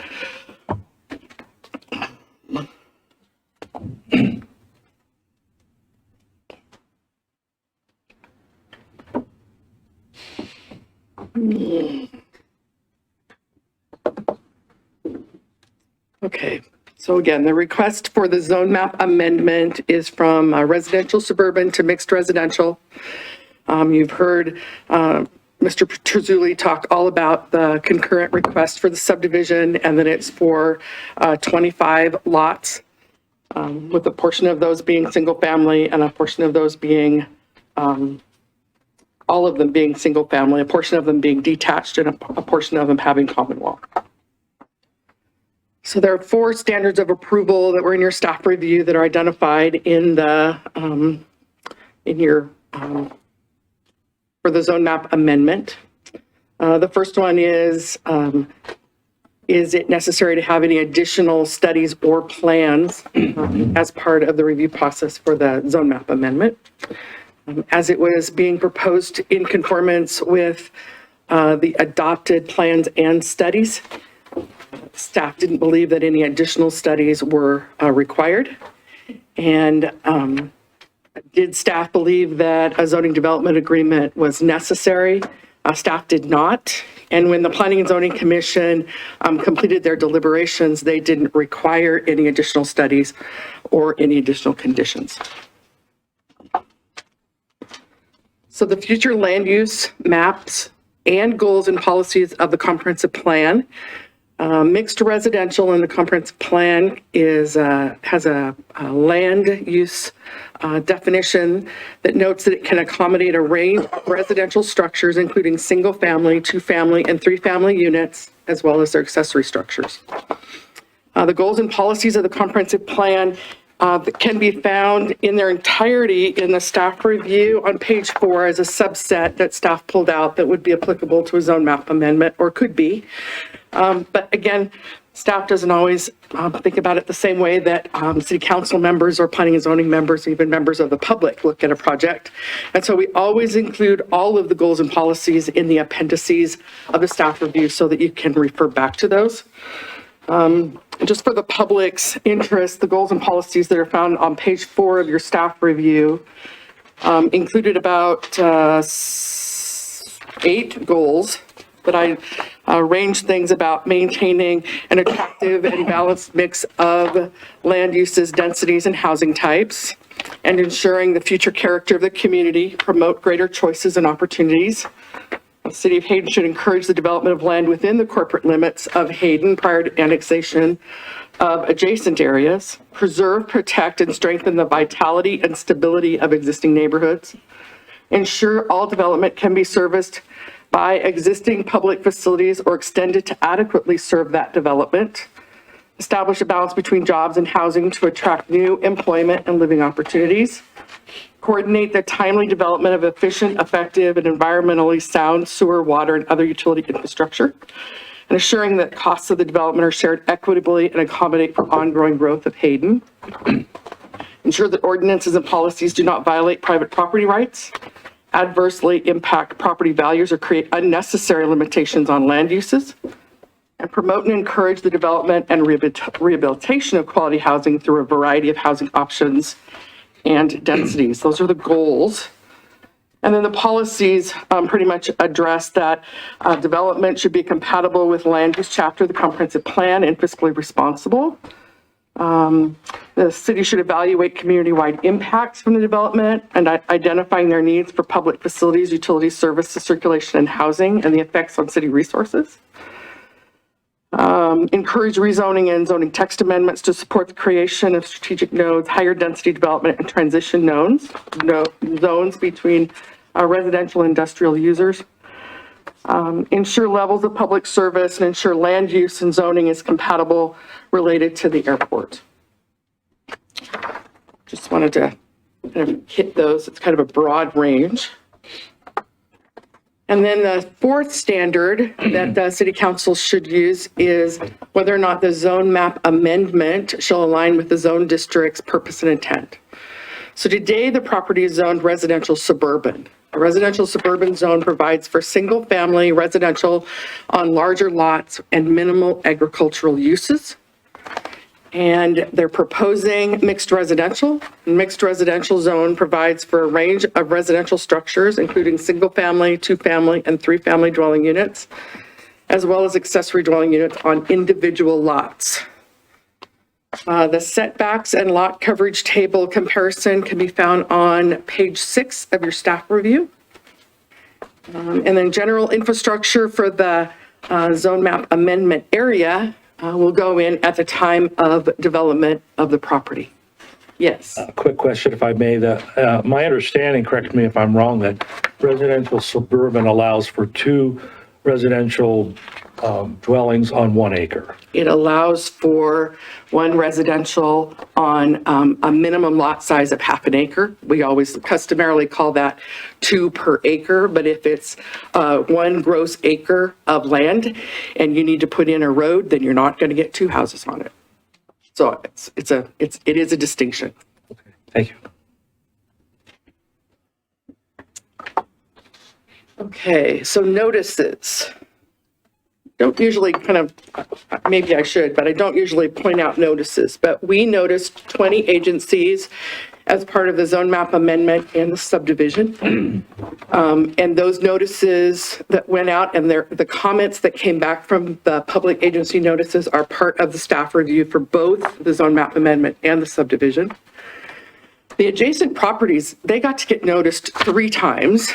The first time was for the public hearing, Planning and Zoning Commission. And then notices went out to the paper and to the notice boards and to all of the adjacent properties and public service announcements. Everything went out as though we were going to have a second public hearing in December, except that due to the holidays and a variety of things that happened, the Coeur d'Alene Press could not meet our noticing requirement to allow for the adequate length of time that we have to notice prior to a public hearing. But all of those notices went out, and folks that got those notices had the opportunity to respond. Some did. I think we got 2 comments back during that period. And then we noticed a third time, everything went out a third time for this public hearing tonight.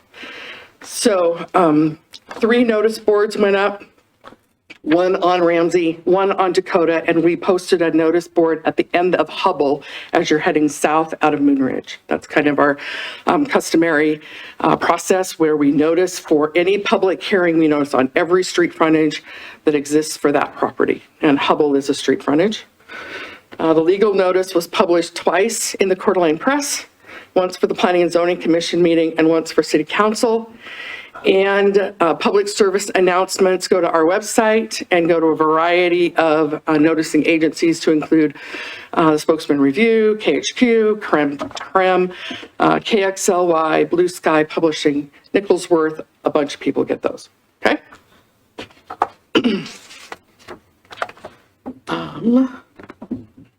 That's interesting. Okay. The public agencies that responded included the Coeur d'Alene Airport, which had no comments but requested an navigation easement.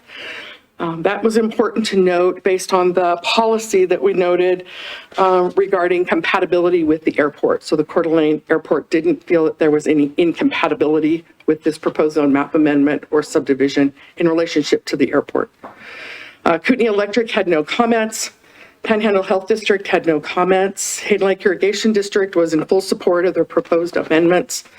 Idaho Department of Environmental Quality had no environmental impact comments, and Northern Lakes Fire Protection District provided comments related to the project's future development.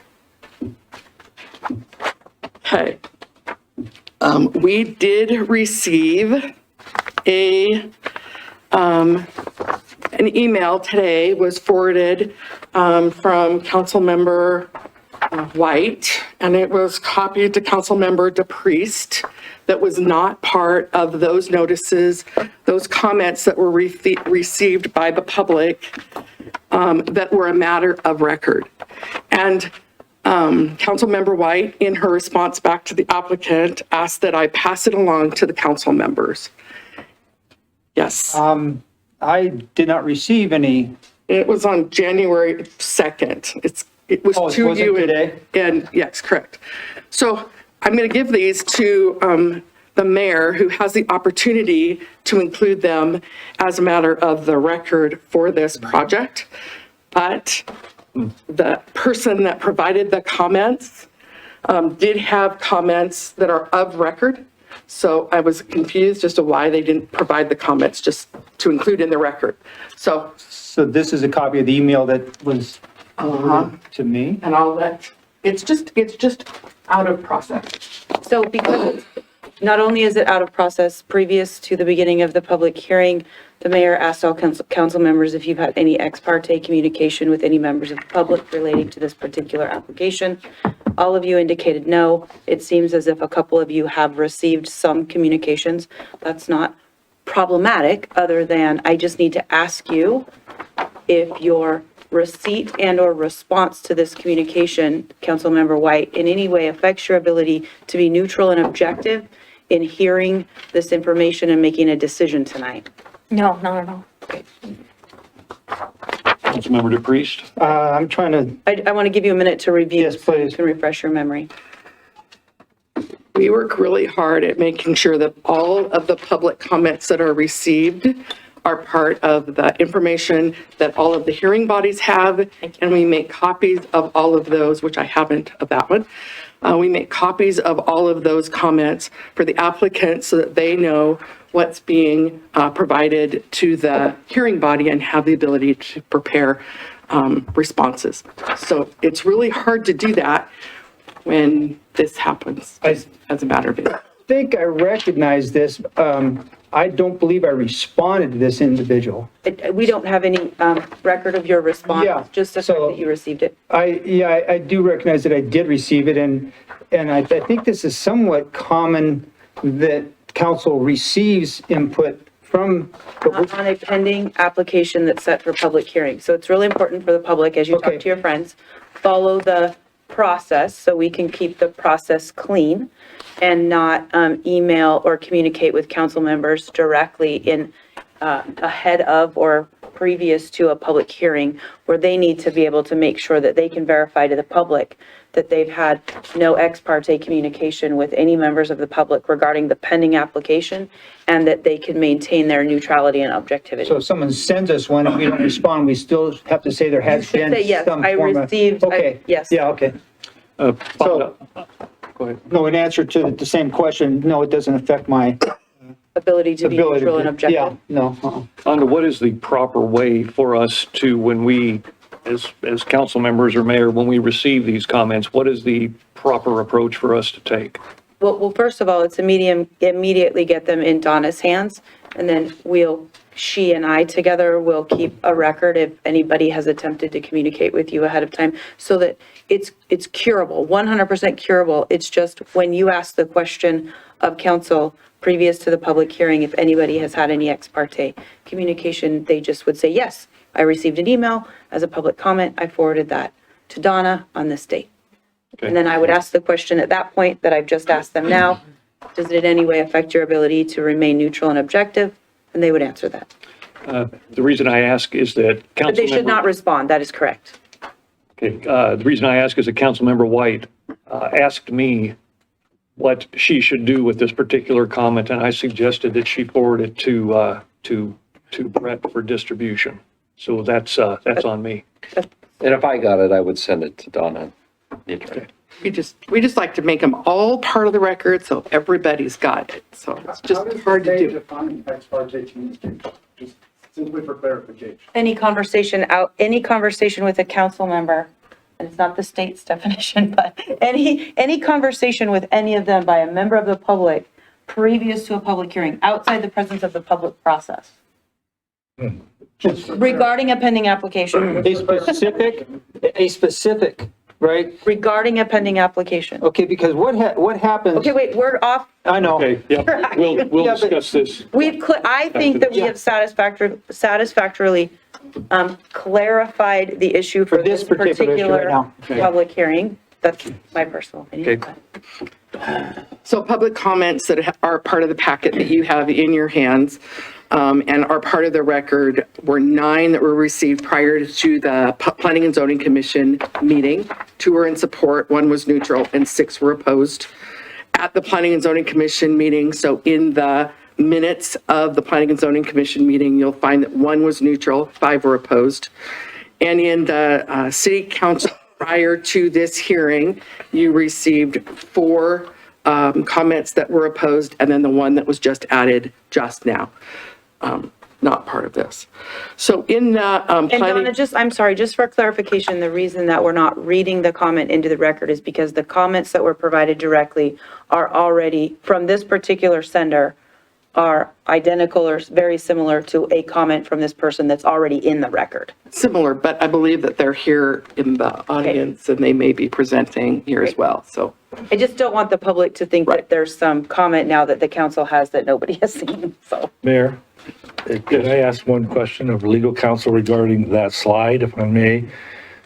As council members, what weight can we put on either for or against comments in our decision? So you can apply and should apply weight to commentary that is applicable to your standards of approval. So your job is to make a decision and make findings of fact that support or oppose the standards of approval. So the weight you give, that is up to you. I can't tell you what weight to give, but you should give weight to comments that directly apply to the standards of approval. Okay, thank you. Donna, go ahead. So one of the questions that came up by the Planning and Zoning Commission was a comparison of densities related, through the zone map amendment process related to the density of the property as well as surrounding areas. So I added this slide just to give a comparison. So the property today is 6.441 acres in size. Under residential suburban, you're allowed to have, you could get just as a gross acre and applying the minimum lot size of half an acre minimum per dwelling unit, you could get to 12 dwellings. Notice that it's 6.441 acres, so that just, even though you've got that little bit more, you don't have enough for another house, so you couldn't get to 13. It doesn't roll up, people, it rolls down. If it were to be a mixed residential as a proposed zone with a maximum of 8 dwelling units per acre, 8 times 6.441 gives you 51 and change, so you could get to 51 dwelling units. And the minimum lot size in a single-family dwelling is 5,500 square feet.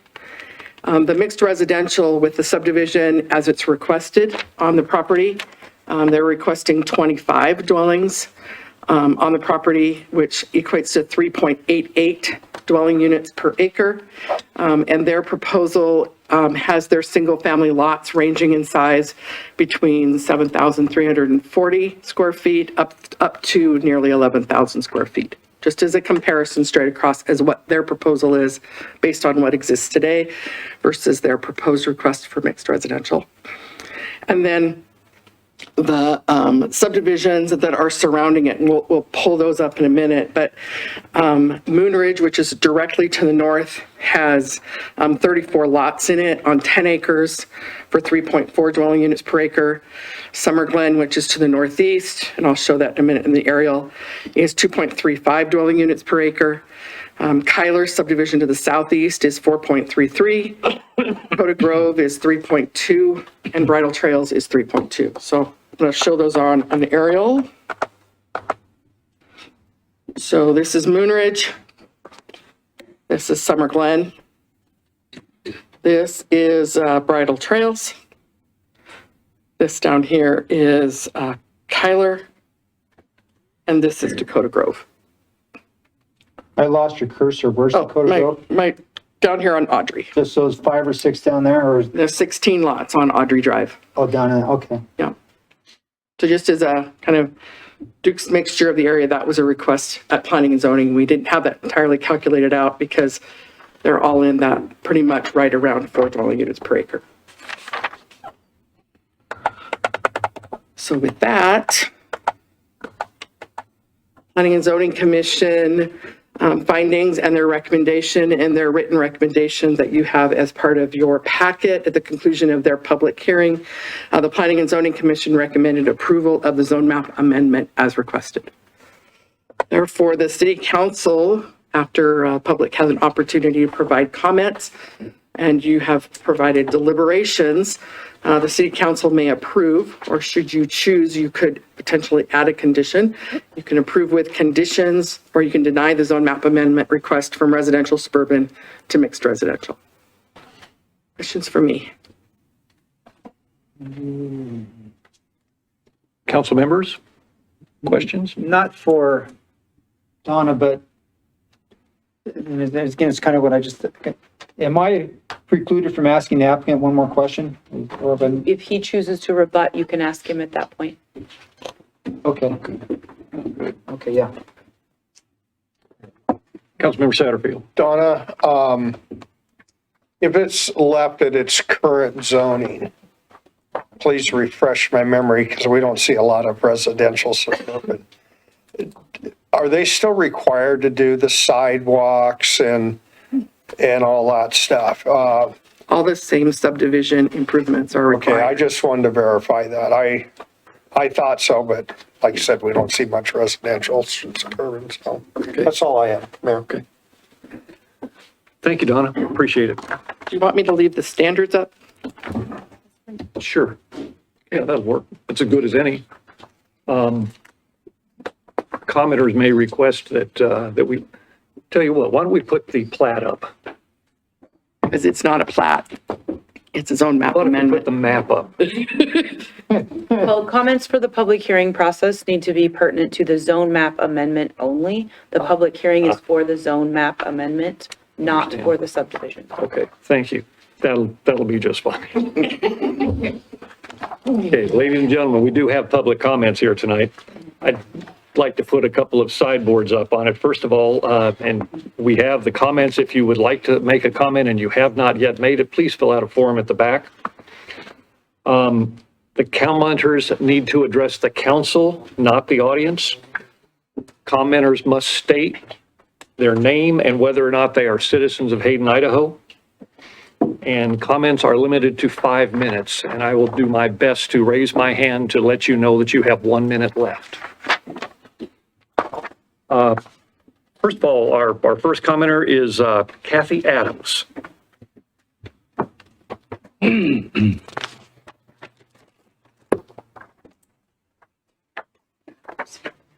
Thank you, first of all, for hearing us. My name is Kathy Adams, and I am a 50-year resident of Hayden, and my family is a 70-year resident of Hayden. I am against the zoning amendment, absolutely. This is not in line with the rest of the neighborhood and the rest of the subdivisions in the area. But I'd like to step back to November 7th.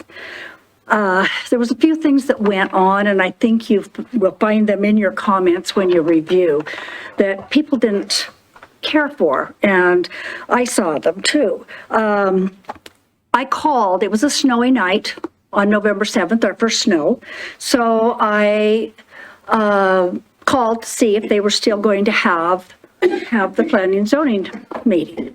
And so they directed me, and I asked about the Kerr development.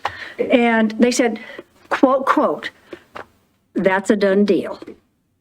This was before the meeting. I don't know who I talked to. I don't care. I know who I talked to. But it set a tone that wasn't good. They directed me. I said, well, it's on the agenda. Oh, well, let me direct you to someone else. And they informed me that, yes, it was on for that night. What I heard from the council was several of them, not all of them, but that this developer had checked all the boxes.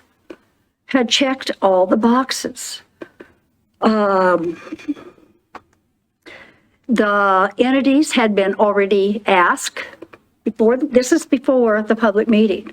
All the entities for this subdivision had been asked and had sent comment in.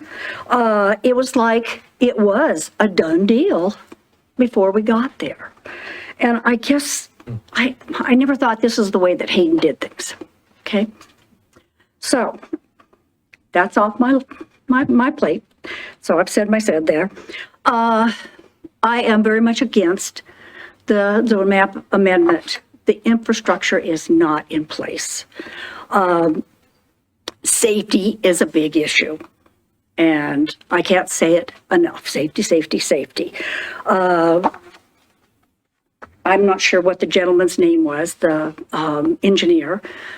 He needs to come and take a look at 5-ish if he wants to look at traffic studies. I live 600 feet up. I'm adjacent to this property. I live 600 feet up Dakota Road from Dakota and Ramsey.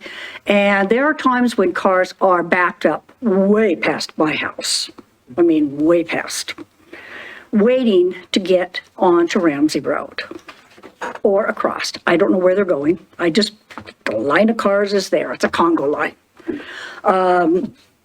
You talk about the Hayden and Ramsey intersection. It's a mess.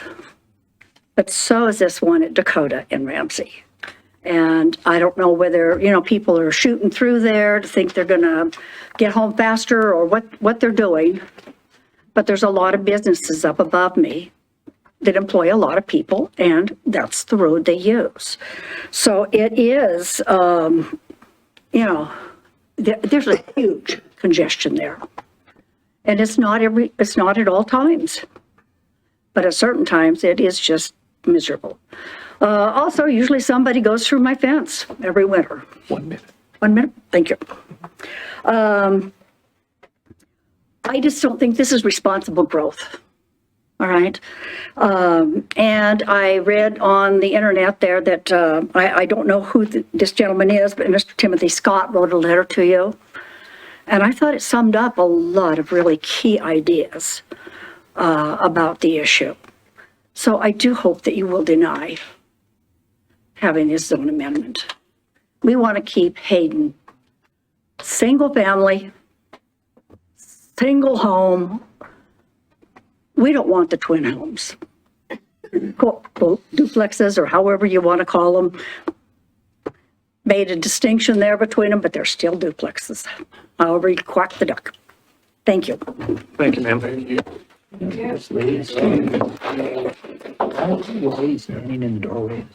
Our next commenter is Vern Fitzgerald.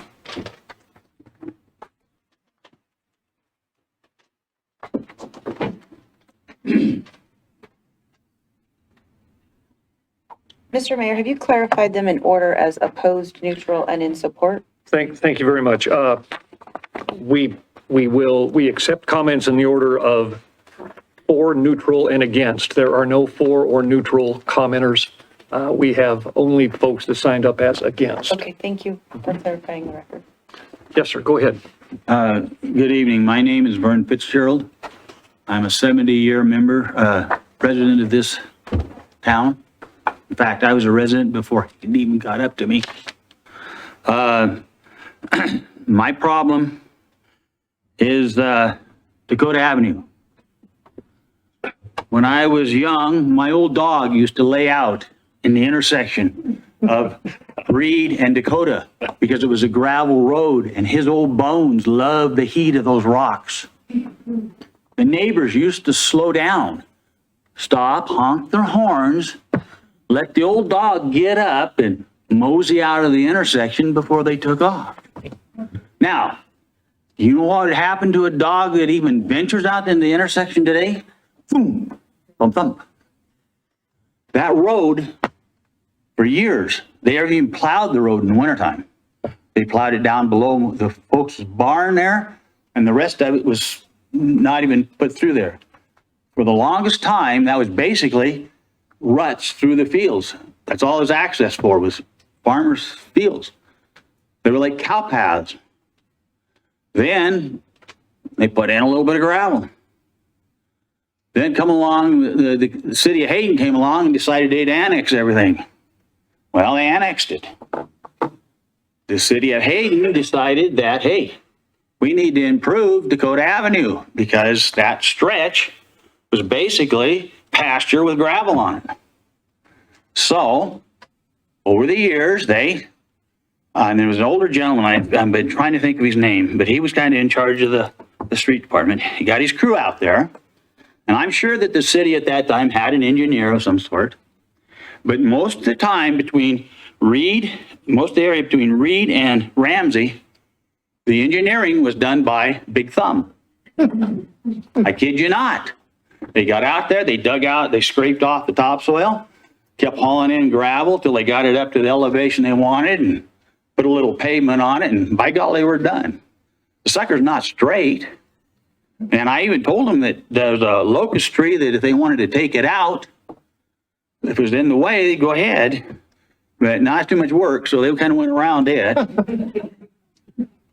That road is basically going to have a whole bunch of new traffic on it. It's not designed. It was pointed out that that road looks awfully narrow compared to the other ones. It is, and it's not going to get wider very soon, unless, anyway, you have that problem, that intersection, as Mrs. Adams said. They ought to come there during quitting time. I live on that. Trying to get through on that intersection at times is terrible. You have to sit there and sit there, sit there.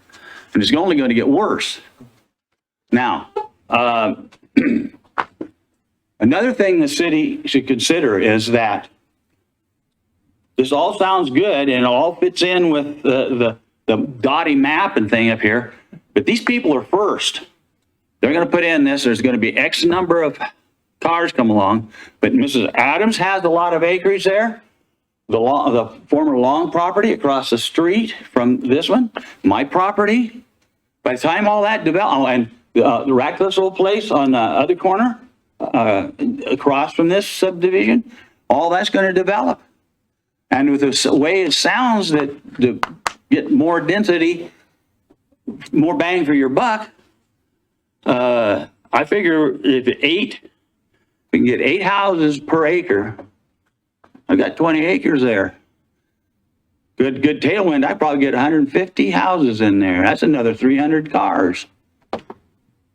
So that road was not designed for the loads that's going to be put on it and the wear and tear it's going to get. And let me see.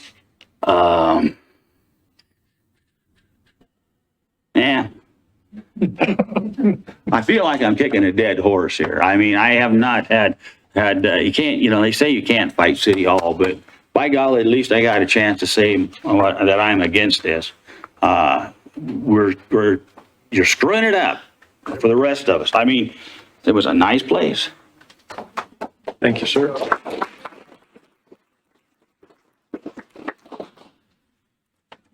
Our next commenter is Tristan Fitzgerald.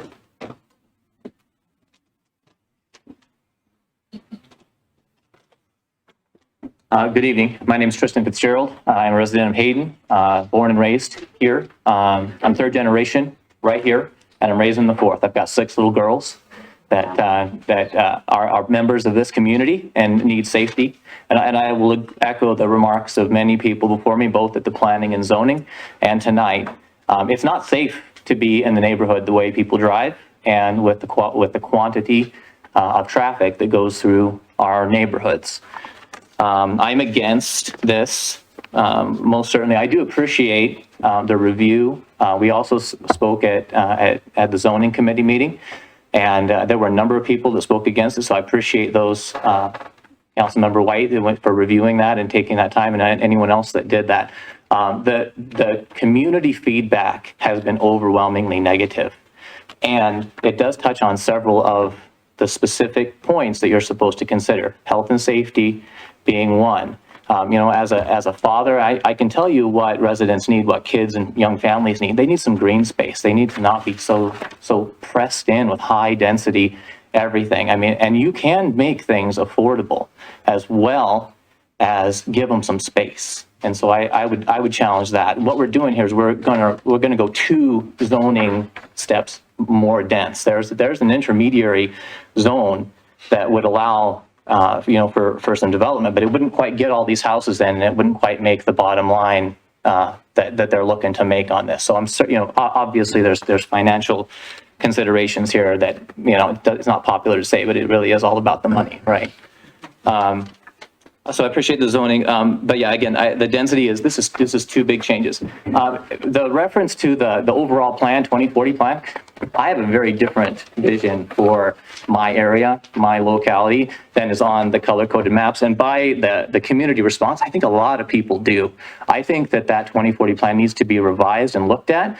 In the zoning meeting, it was said this is a blueprint and a guideline, and it's flexible and changeable. But in some of the things that come forth, it seems like, well, gosh, it's on the plan. What can we do? Well, I say pump the brakes because our infrastructure is not there for health and safety. I've commuted through down Dakota, through there, through Hayden, through Ramsey, for 10 years, morning and night. So I do appreciate, the token, hey, I drove there and I looked around, it looked fine to me. That's my commute every day, and it's not good. So I can submit that. I don't know. I don't have any dots on a map. I can give you some if you like. The dots, the dots are like, gosh, what? I'm going to be late because there's a lot of traffic, and it's not all safe. And some of our fellow residents don't seem to know how to drive, but that's a separate issue. So I would recommend, I know that I'm kind of overstepping, but I think that comprehensive plan needs to be overhauled and some better and some more current stakeholder input given on it, because I don't want my land to be purple, and I don't want the land that my girls grow up on to be purple. And as far as I can do anything about it, and hopefully my dad too, it won't be. It'll be some green space where kids can roam. Again, I grew up there. I didn't have a dog in the road, but I didn't have people trying to mow me down either. So I want that for my kids. And the track that we're on, I don't see how that's going to happen. I mean, there's good people in this community that are choosing to leave because of the pace of development and the direction that things are going. So I ask that you do not blindly follow that plan that citizens obviously do not support. I do also not appreciate that thank you, sir, the threat of 55 anythings on an acre. I mean, that seems unrealistic to me and a threat. So I don't make decisions based on, oh gosh, we better do this one because I don't want 55 units of anything. Well, I hope that would not even be on the table for consideration, that level of density. So I would suggest that you not approve this and maybe kick it back to a plan that doesn't tax our infrastructure, doesn't tax our safety, and maybe doesn't skip to zoning designations. Thank you. Thank you, sir.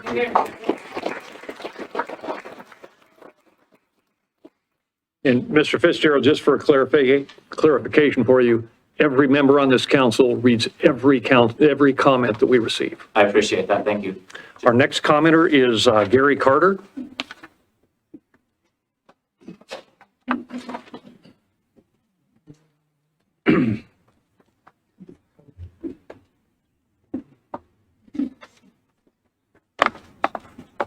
First of all, I'm glad to see so many people showed up here on the 7th of November when we made the zoning meeting. There was, we filled up just a few rows here. There was not very much attendance.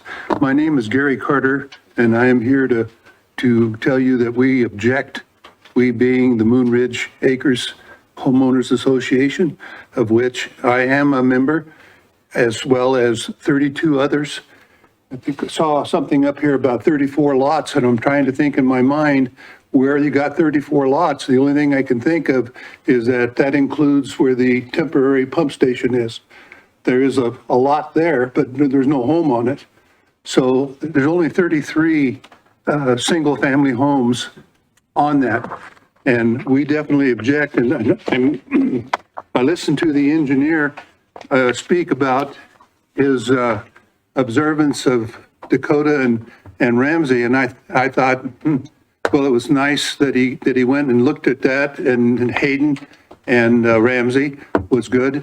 But I'm telling you that I've lived in this area for 5 years now, and when I first came here, you could go from the freeway up all the way to the airport if you wanted to, and hardly have a light that would stop and impede your traffic. And now, when we tried to come to the meeting on the 7th, it took us 5 minutes to get out of Olympus onto Ramsey Road. And even then we had to kind of cut somebody off just to make sure that we got here in time. So I see this as one big problem for that. I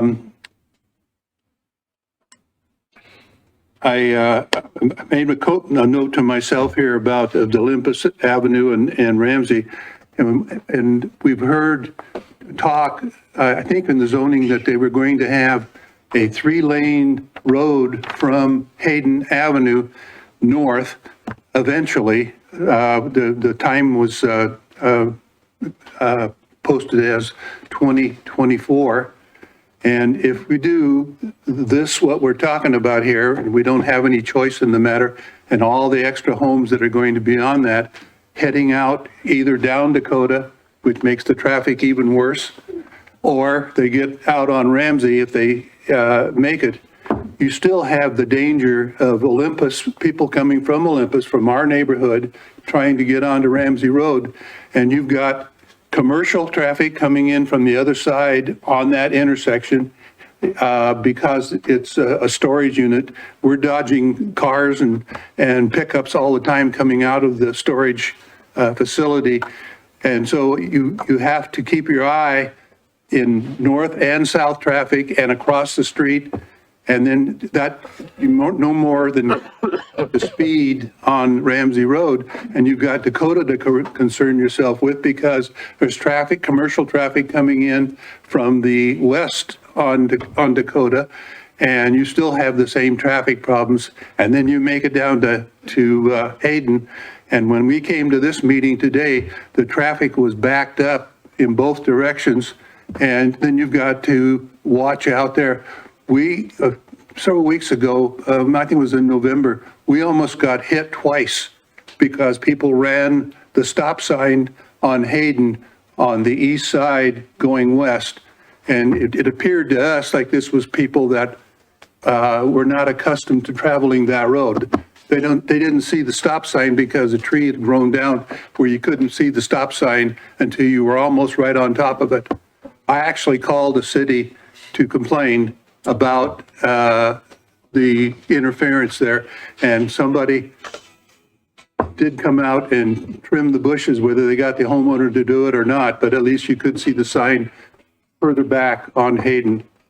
One other thing I wanted to comment on, I see the plot mat or the map on here that shows the suggested locations of those, and I wanted to ask the engineer, did that mean that those were? Sir, I'm sorry. You don't have an opportunity. Okay, I wanted to know if the locations for these dwellings were already set. I mean, that's where they're going to go, or they were just arbitrary to determine a maximum size building on a certain square footage lot. Okay. So I'd like an answer on that. Okay. All right. And the other thing is that since they are supposedly two homes. Mr. Carter, I need to have you wrap it up, please. One home on two lots, I only count 22 homes. If you're going to call this one home on two lots, that means 3 of those are not individual homes. So there's only 22 instead of 25. Whether that makes a big deal or not. Anyway, I had several other things in here, but I'll hold those. Thank you, Mr. Carter. Appreciate your comments. And Mr. Mayor? Thank you. Yes, ma'am. So Mr. Carter's comments are specific to himself without documentation from the HOA that he's representing their interests. He's not speaking on behalf of the entire HOA. Understand. Okay. You are assuming that, or you? No. If the HOA gave you authority to speak on their behalf, you would need to have a letter, and if you have that, that's great. And you can submit that to council. Yeah, if you can submit it for the record, that'd be great. You give it to our clerk, Mr. Carter. Thank you very much. Yeah, we just need it for the record. Yeah, thank you. Our next commenter is Mr. John Wildhaber. If you could correct me on your name pronunciation, I'd appreciate it. Before I start, I worked hard on this, and all I can go by is what was on the city website. Didn't know anything about 3-family dwellings. But anyhow, I'm against it. My wife and I moved from Oregon to Hayden 20 years ago. Mr. Wildhaber, I appreciate it, sir. If you could state your name and whether or not you're a resident. John Wildhaber, 1492 West Olympus Avenue, Hayden, Idaho. Thank you very much. My wife and I moved from Oregon to Hayden 20 years ago, and 11 years ago purchased our present home on Olympus Avenue in Moon Ridge Acres. A very nice single-family development. Our property was tax assessed at $600,000, lot size 8,352 square foot. The Kerr family purchased the property behind us knowing it was zoned single-family residential. They requested a zoning change to mixed-family residential to put as many homes on a little under 6½ acres as they can. Many of the lots are half the size of ours. Build 12 twin home dwellings, which is now 13 family dwellings, which would be purchased by rich out-of-state investors and rented out. Extend Hummel to Dakota, connecting us to the property. We are asking the council members to vote no on the zoning change and leave it as single-family residential only. We think the majority of the Hayden residents are against the zone change, so why should we cater to the Kerr family who will not live there and only care about profit and move on? The homes north of Miles are all single-family residential like ours. We obtained 22 pages from the city website, and I read them all. Do I remember it all? No. Current zone map amendment, page 6. Mixed family residential, minimum lot size, 5,500 square foot. Duplex, 7,000 square foot. Town hall not available, and then the cottage not available. The duplexes my wife and I have seen in Hayden are not very nice. They look run down, and the papers maintain new drug, and the mentioned drug dealers. We're also concerned about that. And I'm concerned about this too. So it is build, not caring about the infrastructure over crowded hospitals, not enough doctors, etc. I passed out on December 20th. My wife called 911. I was transferred to the ER where I laid on a gurney for 14 hours waiting for a room. Is this the vision of Hayden and Coeur d'Alene? Thank you for your consideration on this. Thank you for your comments, sir. You're welcome.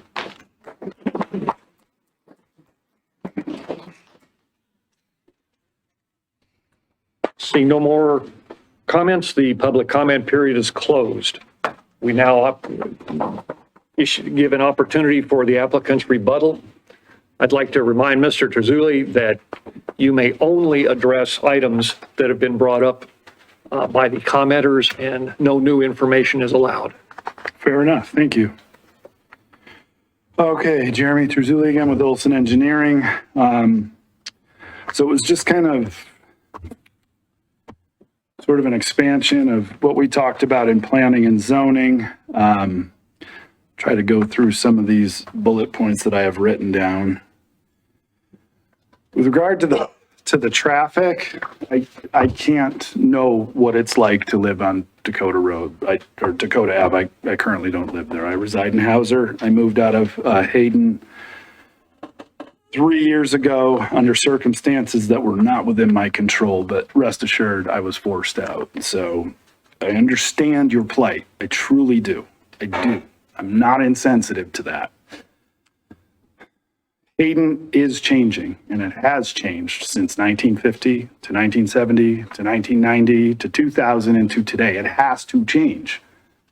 The evolution of this community and Kootenai County as a whole, it's inevitable. And as our world gets smaller through social media, through national political strife and polarization, I've witnessed, or my observation is, people are vacating communities and states that don't seem to align with their values and trying to relocate into communities that they believe do align with their values. Mr. Terzulli, does this apply to any particular comment that a person just made? It does. These two gentlemen up here that talk about what Hayden was and what it's becoming, and just a general theme of the room of how it is changing. I believe that this is germane to that area of the discussion. If you disagree, I will gladly move past it. If you could summarize, I'd appreciate it. Of course. My biggest concern, sorry, this wasn't part of the public comment, so we're not proposing duplexes. That's simple. I tried to make that very, very clear. The number of dwelling units we're proposing is 25. 25.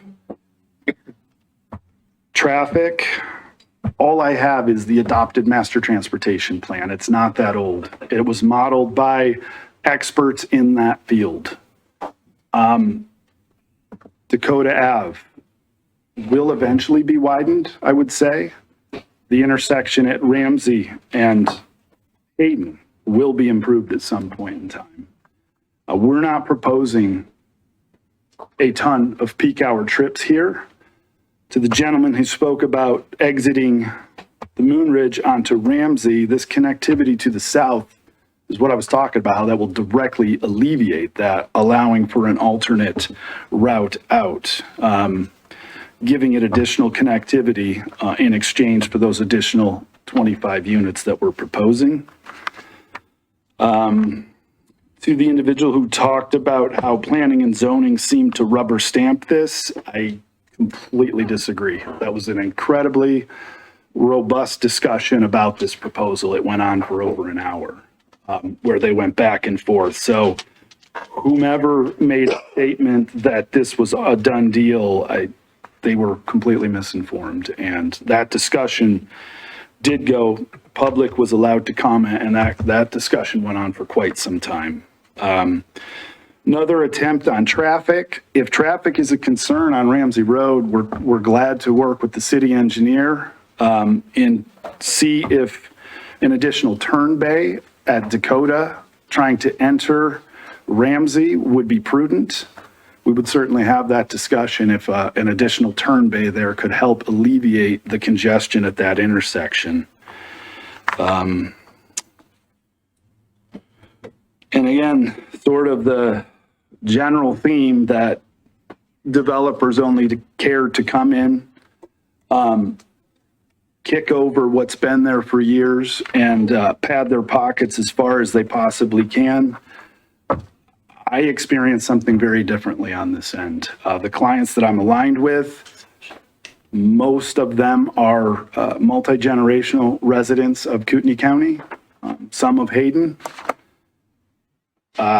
They are absolutely in a for-profit venture, but they also generate jobs for engineers and architects and surveyors and excavators, masons, framers, electricians, plumbers, roofers, siders, landscape people.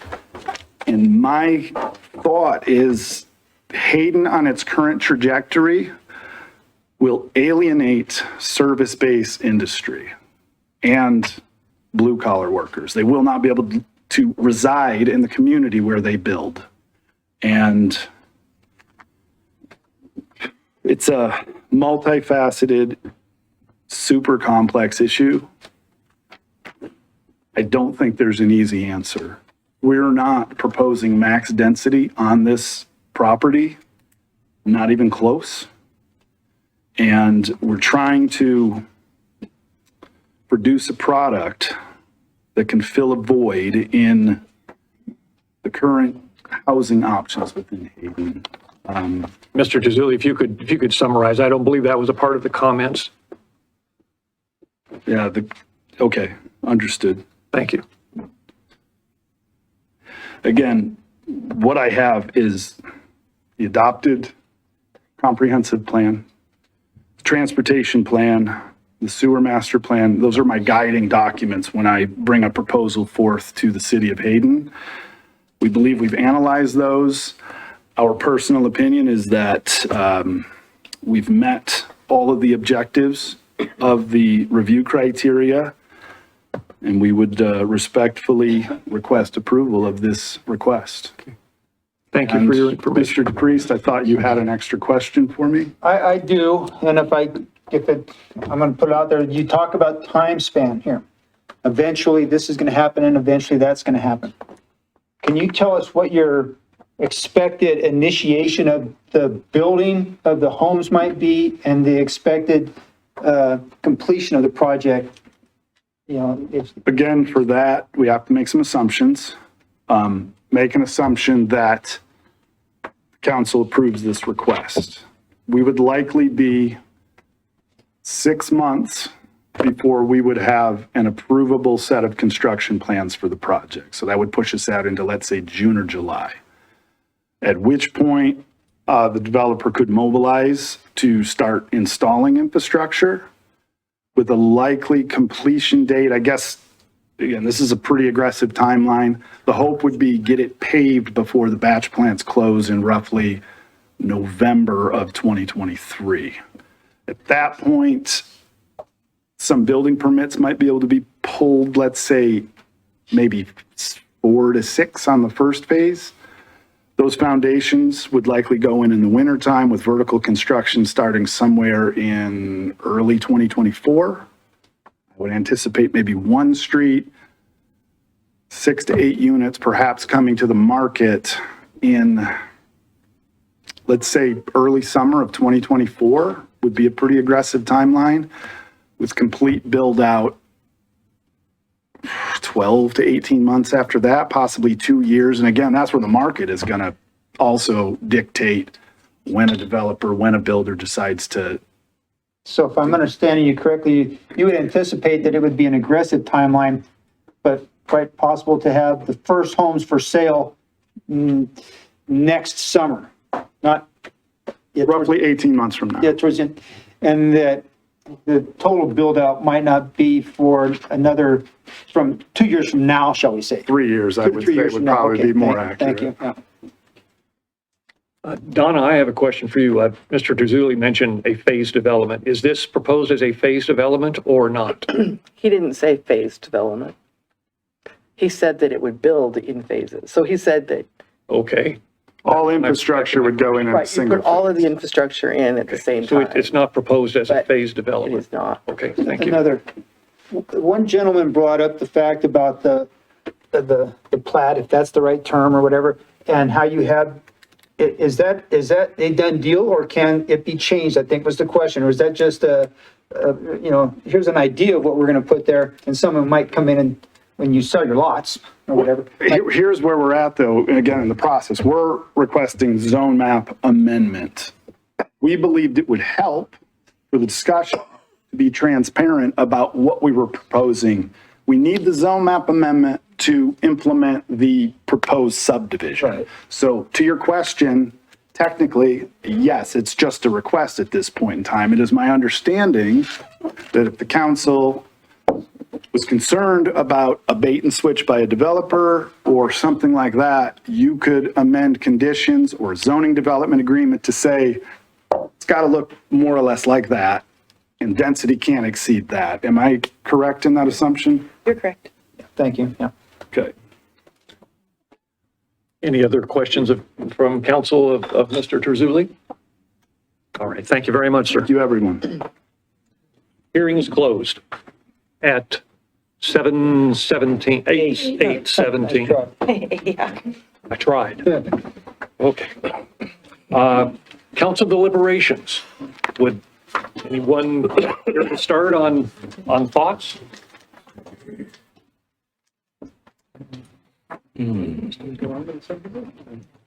Well, I guess we'll start down here. Council President Roeder. Thank you, Mayor. The traffic issue in Hayden is ongoing. It's not getting any better, although we have made some improvements, like at 4th and Honeysuckle with that roundabout. Unfortunately, we don't have the cash, the reserves to fix even the major problems that we could identify right now. One of them is Hayden and Ramsey. Going back to Mr. Fitzgerald's concern, I used to take my little girls, I lived off of Hayden Avenue, down to Idaho for candy. And I'd also go down to Dakota, and it was perfectly safe. And they'd ride their bikes. That's changed now. I understand that it's all changing. What it does is it creates a safety issue for our citizens and for our kids. We have some other issues on Maple, but that's another discussion. But I do have a grave concern about the intersections, that we're putting more and more pressure with more traffic on them. And then we hear from developers, well, it's only another 25 lots, or another 10, or another 30, to 40. That all adds up. And even the engineer said he doesn't like Ramsey and Hayden, if I got that quote right. So I'm concerned about the traffic that the intersection of Dakota and Ramsey and Dakota and Hayden, and even going out east to Dakota 95.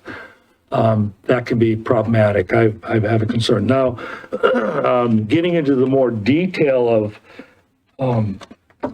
we're told by our attorney we have to follow the comp plan and be precise on our thinking. And I want to pull just 3 items, so I won't be long, Mayor. One is found on page 5 of the comprehensive plan, and it's the vision statement. I'm not going to read the whole thing, but but just one part of one sentence says, in plentiful open space. It's a vision that our people want. That's dwindling. We aren't adding more land in Hayden. Now, well, we can annex, that's true, but the way I see it is the open spaces are becoming the dinosaurs in Hayden. And I'm concerned about that. So I don't think that I know that this zone map or zone ordinance change from residential suburban to mixed residential doesn't create more open space. I knew the Remicks that owned the property previous to this, and their daughter babysat mine, and they had horses, and we love the open spaces. I think Mr. Fitzgerald is a good example of preserving open spaces for us. He has an incredibly beautiful parcel there that he's maintained. I want to go to page 8 of the comprehensive plan under goals. And it says that maintain an attractive and balanced mix of land uses. One of the other dinosaurs we have is residential suburban, although based on some research we did when we were looking at rezoning a year and a half ago, we have a lot of residential suburban. However, it doesn't comply. I was shocked. In other words, there was more than one dwelling unit per half acre. A lot of them were like a quarter of an acre, or even less. They were out of compliance. We have and I don't know the exact number, but we have very few residential suburban zoning that is in compliance. So that's a dinosaur, and we're supposed to have a balanced mix of land use. Well, we don't have that. We keep taking away residential suburban. I'm in favor of maintaining that property as residential suburban because we are losing that. We have, our comprehensive plan says we need to have a mix of that, and we're losing it. So I don't see that as meeting a goal of our comprehensive plan. Now I'm going to go to page, I think this is the last one, so bear with me. I'm going to go to page 11. And it's number 13. Oh, the one I spoke about before is goal 3, if you want to look that up for the record. For the record, policy number 13, it goes and talks about preservation of open space. You know, obviously we could preserve more open space, maintaining it as residential suburban than we can mixed residential. So I don't see it meeting that policy. So my point is, I vote no. Not yet. But I will.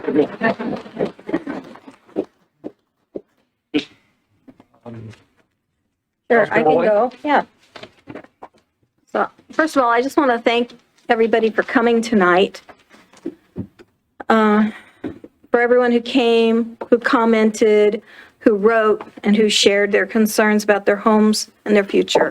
I know it's not easy, and I really admire you stepping up to the plate and coming. I think that what Mr. Terzulli said about producing a product, and I think that sums up the proposal. And so I respect the fact that the Kerr family want to provide a variety of housing for the city of Hayden. But I feel like in the planning and zoning meeting, Commissioner Gibson really hit the nail on the head when he was saying that it doesn't meet the standards of approval, number 2, regarding the health, public health, safety, and general welfare. And so I agree with that. And I agree with Council President Roeder that residential suburban is really hard to find these days, and we need to preserve that.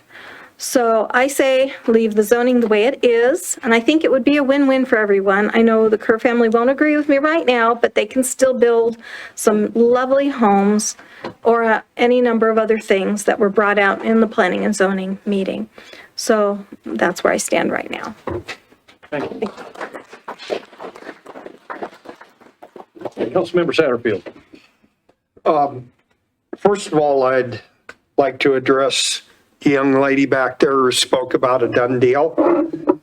I don't know who told you that, but they couldn't have been more wrong, because I read P&Z's stuff 3 times. They put a lot of thought and a lot of consideration into that. And I believe the vote was 3-2. So if it was a done deal, it would have been 5-0. So I just want to, make sure. That's just what I. Yeah. And they're not, that isn't the type of people they are anyway. But the other thing is the 3 lanes Ramsey's going to be someday. When you stop and think about it, it's already 2 lanes, so you're adding a turn lane. That's all the city can afford. It's, if we were raking in all this tax money, we'd put a 5 or 6 lane in there, because as you all know from the traffic, you could use that. But again, that takes away from what Hayden is about. Now, I've lived here 60 years, not quite as long as you have. I know your family, though. I keep hearing this small town reference. Well, small town to me was, 50 years ago? There's 3 digits on the population. Exactly, yeah. So, so we don't have the money to put into this transportation plan. I mean, I think it's a great plan, but where's the money going to come from?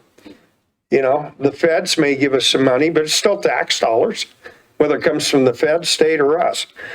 The other thing that concerns me is our staff is taxed. I spent some time going to the various departments that our city has. And I got to tell you, I'm not going to get specific, but there's some that are getting close to the breaking point, and P&Z put a lot of thought into this thing. I have to commend them. They did a heck of a job, I think. You may not have liked how they voted, but they still put a lot of thought into it. And one of the things that having larger lots, meaning residential suburban, does add to the variety. We don't necessarily have to put duplexes or anything else to make variety. I would say that having larger lots is more of a variety than not, because we don't have that many, as Matt mentioned, we don't have that many. Traffic's an issue, no doubt about that whatsoever. And as Councilmember White brought up, one of the members of P&Z struggled with number 2. And I can see why.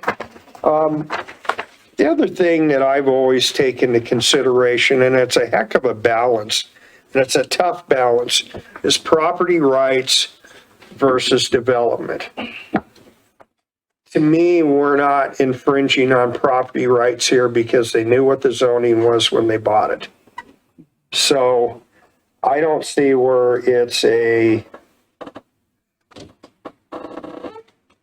that's what it was. So anyway, that's all I have to say. Thank you. Thank you. Councilmember DePriest. Okay. Again, I have to also tag along with, I read all of the P&Z comments and the process they went through. And ma'am, I don't doubt, or I don't know who said that to you, but nobody has come to me, and I doubt they've come to other, and there is no backroom stuff. Hey, let's get together and do this. I don't know where that came from, type of thing. But the P&Z, in particular, Commissioners Gibson and Prickett, they talk a lot about it. And I, as well as what everybody else has said here, my main concern here is the traffic, like everything else. And when I asked them to put the picture up and look at the streets of Ramsey and Dakota, I'm familiar with them. I drive those roads a fair amount. And like what is happening so much in almost everywhere we are around here, it's like when you squeeze water through a maze or something like that. It's all going to look for the path of least resistance. And this is what I see happening on Dakota, and correct me if I'm wrong, but I don't think it has a center line. I don't think it has curves. It's a narrow street, okay? And I am concerned about the hazard that is already there, okay? And I think the city needs to find a way to put the cart behind the horse instead of in front of the horse when it comes to catching up, especially with the road widths, because that's what's creating a significant hazard, not only to drive on them, but to walk on them, but to bike on them and the like. And the people who live on those streets have expressed it. I see it when I drive through there and the like. I just don't, at this point in time, I'm going to go through a couple things here again. I think the city needs to revisit the transportation.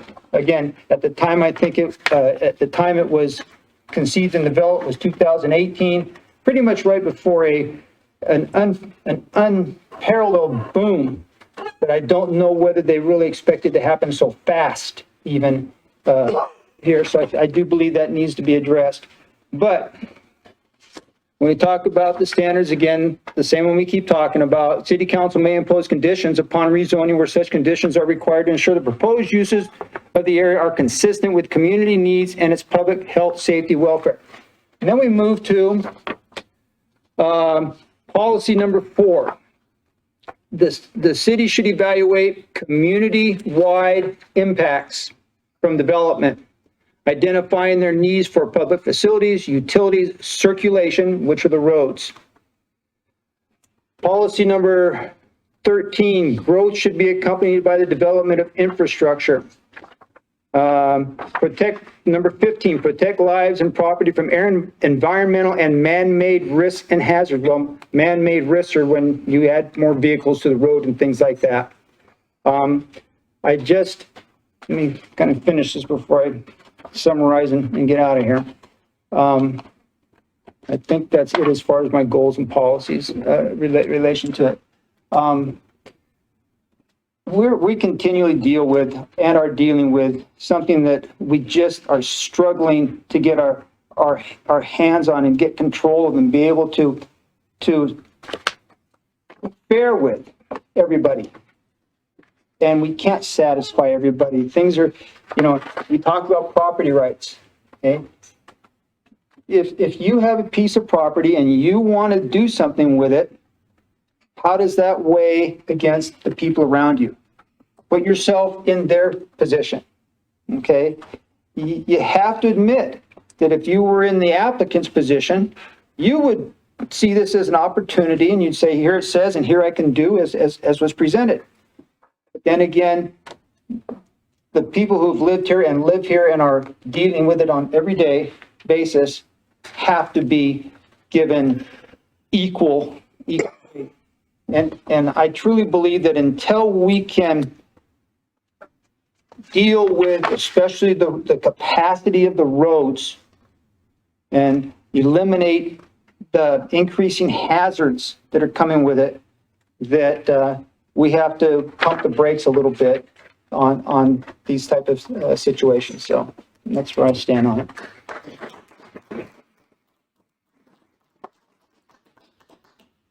Council have any more questions or comments?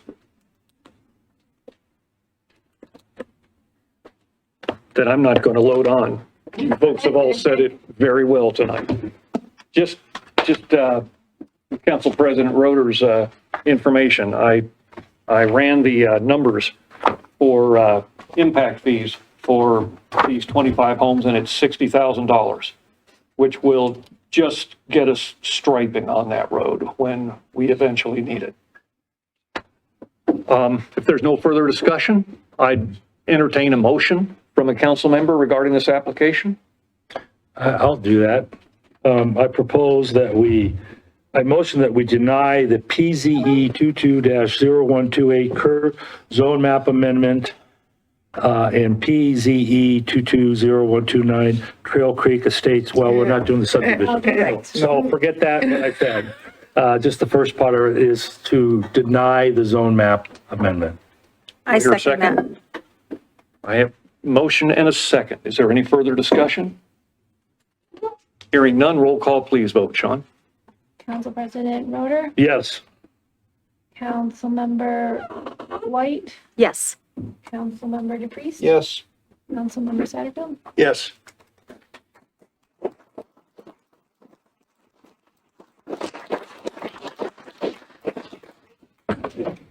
Thank you very much. Rolling on, ladies and gentlemen. We have a brief recess, please. We have new business. Mr. Mayor, do you want to? Mr. Mayor, can we have a recess, please? Recess for a couple minutes and. let Sure, people who let's wanna take it. leave. Let's take a 5-minute recess for some folks that might like to leave. Yeah. We will Others might need start this trash. promptly at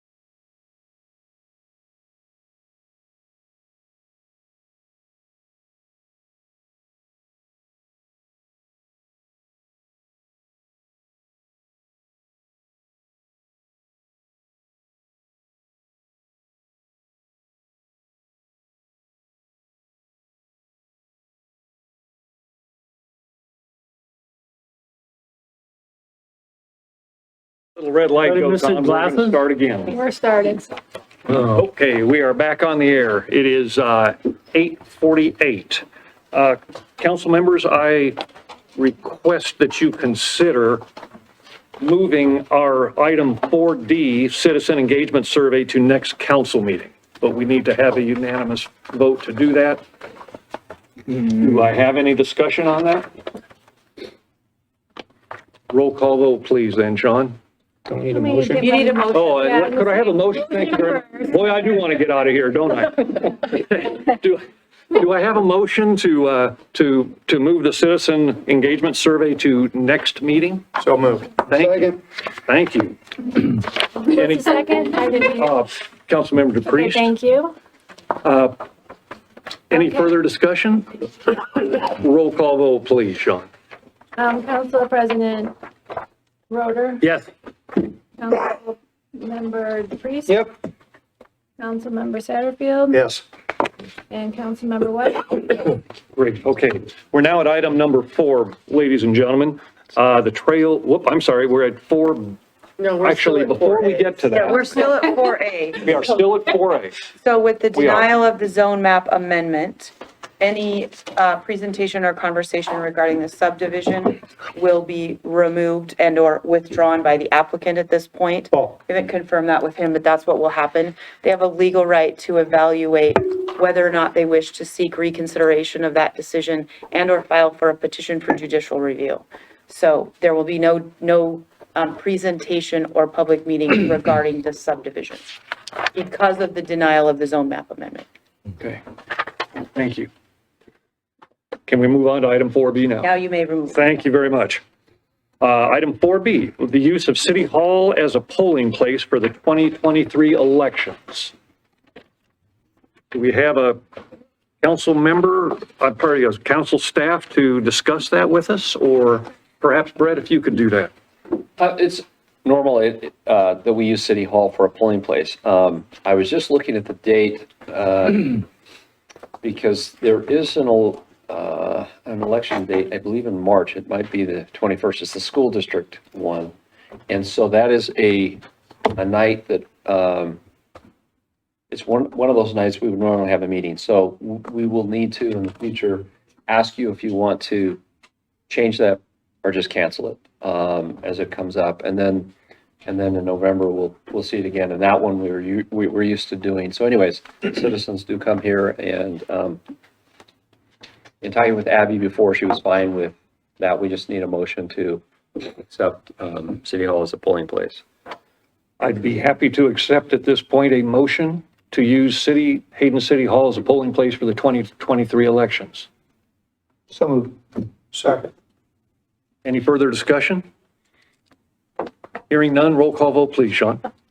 I'm sorry. I was just going to say that November 7th is not a voting date. And that's, November 7th is a voting date, but that's not a council meeting, so it won't affect It November. won't affect that one. I think it's the March one. It's March. Yeah, school district. Okay. Council Member Satterfield. Yes. Council Member White. Yes. Councilmember DePriest. Yep. Council President Roder. Yes. Motion passes. Item 4C, Humane Society sewer approval items for Viking Construction and for Darty Commerce Park.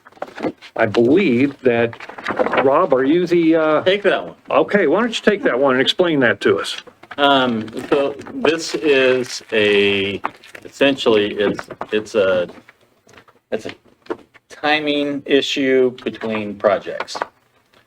So there we have a subdivision being constructed south of the proposed Kootenai Humane Society project. That project is getting sewer from the developer to the south. Early winter, the subdivision did not get completed. The Humane Society did, and they would like to have sewer. Now, the sewer mains are in, and they have been tested. So we're confident that the sewer mains are just fine to accept the sewer. But normally, we don't go to this body for acceptance of infrastructure until the entire subdivision has been completed. So now we are bringing it early, and Alan did prepare a memo. We have met with the Humane Society and the developer. We have agreed to a number of conditions that is in the memo, such as securing easements for the public sewer, making sure that we have a gravel access over the public sewer, making sure that we get manhole collars and raise sewer manholes to grade, pressure testing any of the manholes after the areas that are not paved but are planned to be paved. Sometimes those lids can get jostled. So we just want to make sure that the system is sealed from outside water getting in. They are providing a performance surety at 150% of any of the remaining work over the sewer line. They are also providing a surety 25% of the value of the sewer that's already in. They are also paying for any of the legal reviews that we needed to get to this point. And we also have another condition of acceptance that we will only allow this one connection. And there won't be any other additional sewer connections, nor certificates of occupancy other than the Humane Society until all the work is completed. So Rob, it's my general understanding that the Humane Society wants to open as soon as possible, but cannot do it until after a bunch of other stuff. Under normal circumstances, we're saying that you're not done, and so we can't accept the sewer. We can't go to final plat, and now they would have to wait until late spring when the asphalt plants open back up, snow goes away, they can finish the project. So, it could drag out into May or June. So it's also my understanding then that with these additional requirements that they have agreed to, that the city will be adequately protected just in case there's any sort of an issue. Absolutely. Okay. Yeah, Do any members of council have any questions? yeah, I think you just answered it. So, Is there any worst case scenario where the city would have any liability? we tried to cover them all. Okay. Does that mean there's a little something somewhere that may come out of the manhole and? The surety bonds were designed to address any worst-case So scenario. we're not on the hook for anything because we accommodate these people? Correct. Okay. Councilmember Roder. Just one quick question. Does this create any additional cost to the city because we're accommodating them? I'm going to say no. We even passed on all of my legal fees to them for the review to get. Thank you. Any other So, and questions? if everybody is okay, so at Alan's memo had some potential motions. So, and if we're good with it, then it would approve the acceptance of sewer for use for one connection at this time upon the improvements being completed. We have no further discussion from council members. I'd be happy to entertain a motion.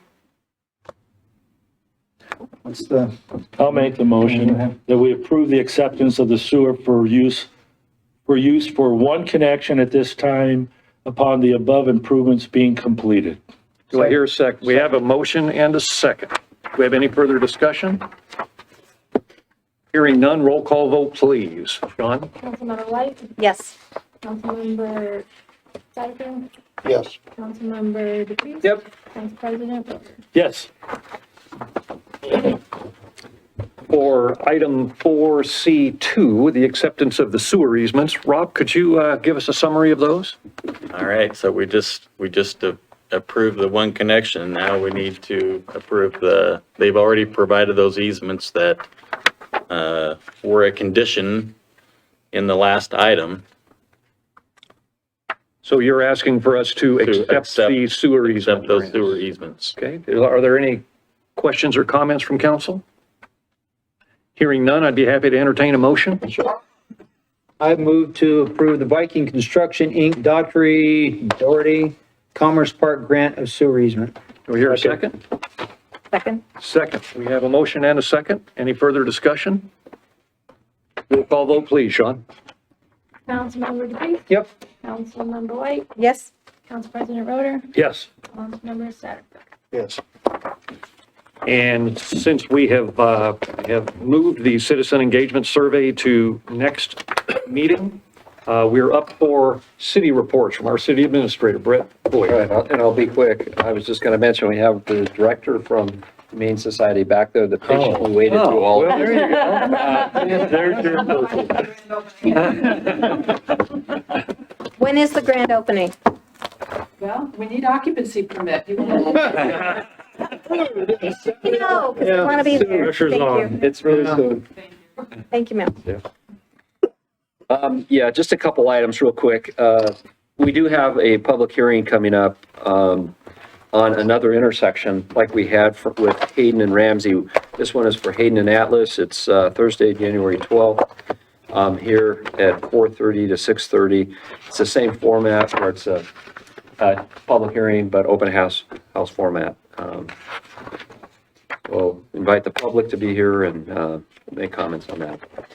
I also wanted to mention, the state came out with some additional grant opportunities for wastewater and water. We don't have water, but we have wastewater. So I just wanted to make you aware, we had a tight timeframe to turn around. We submitted today a letter of interest to the state to see if we'd be eligible for a grant to help with the H6 infrastructure. And so we figured we'd try and see what we could get. They have some ARPA dollars and some other things, significant amount that's there. And so we did submit that, but I wanted to make you aware, no application has been completed or signed. That will come back to you, but a letter of interest was required. I handed out, and you can take this and look at it. The mayor and I talked about it, and I had mentioned there's a list of some of the projects that we've been talking about, and I tried to put the projects that council members have made or requested in the last couple months. And then we have some general projects that several of them are pretty large projects that need to be done, and then just some projects that I put under my area that I'm trying to get done and work.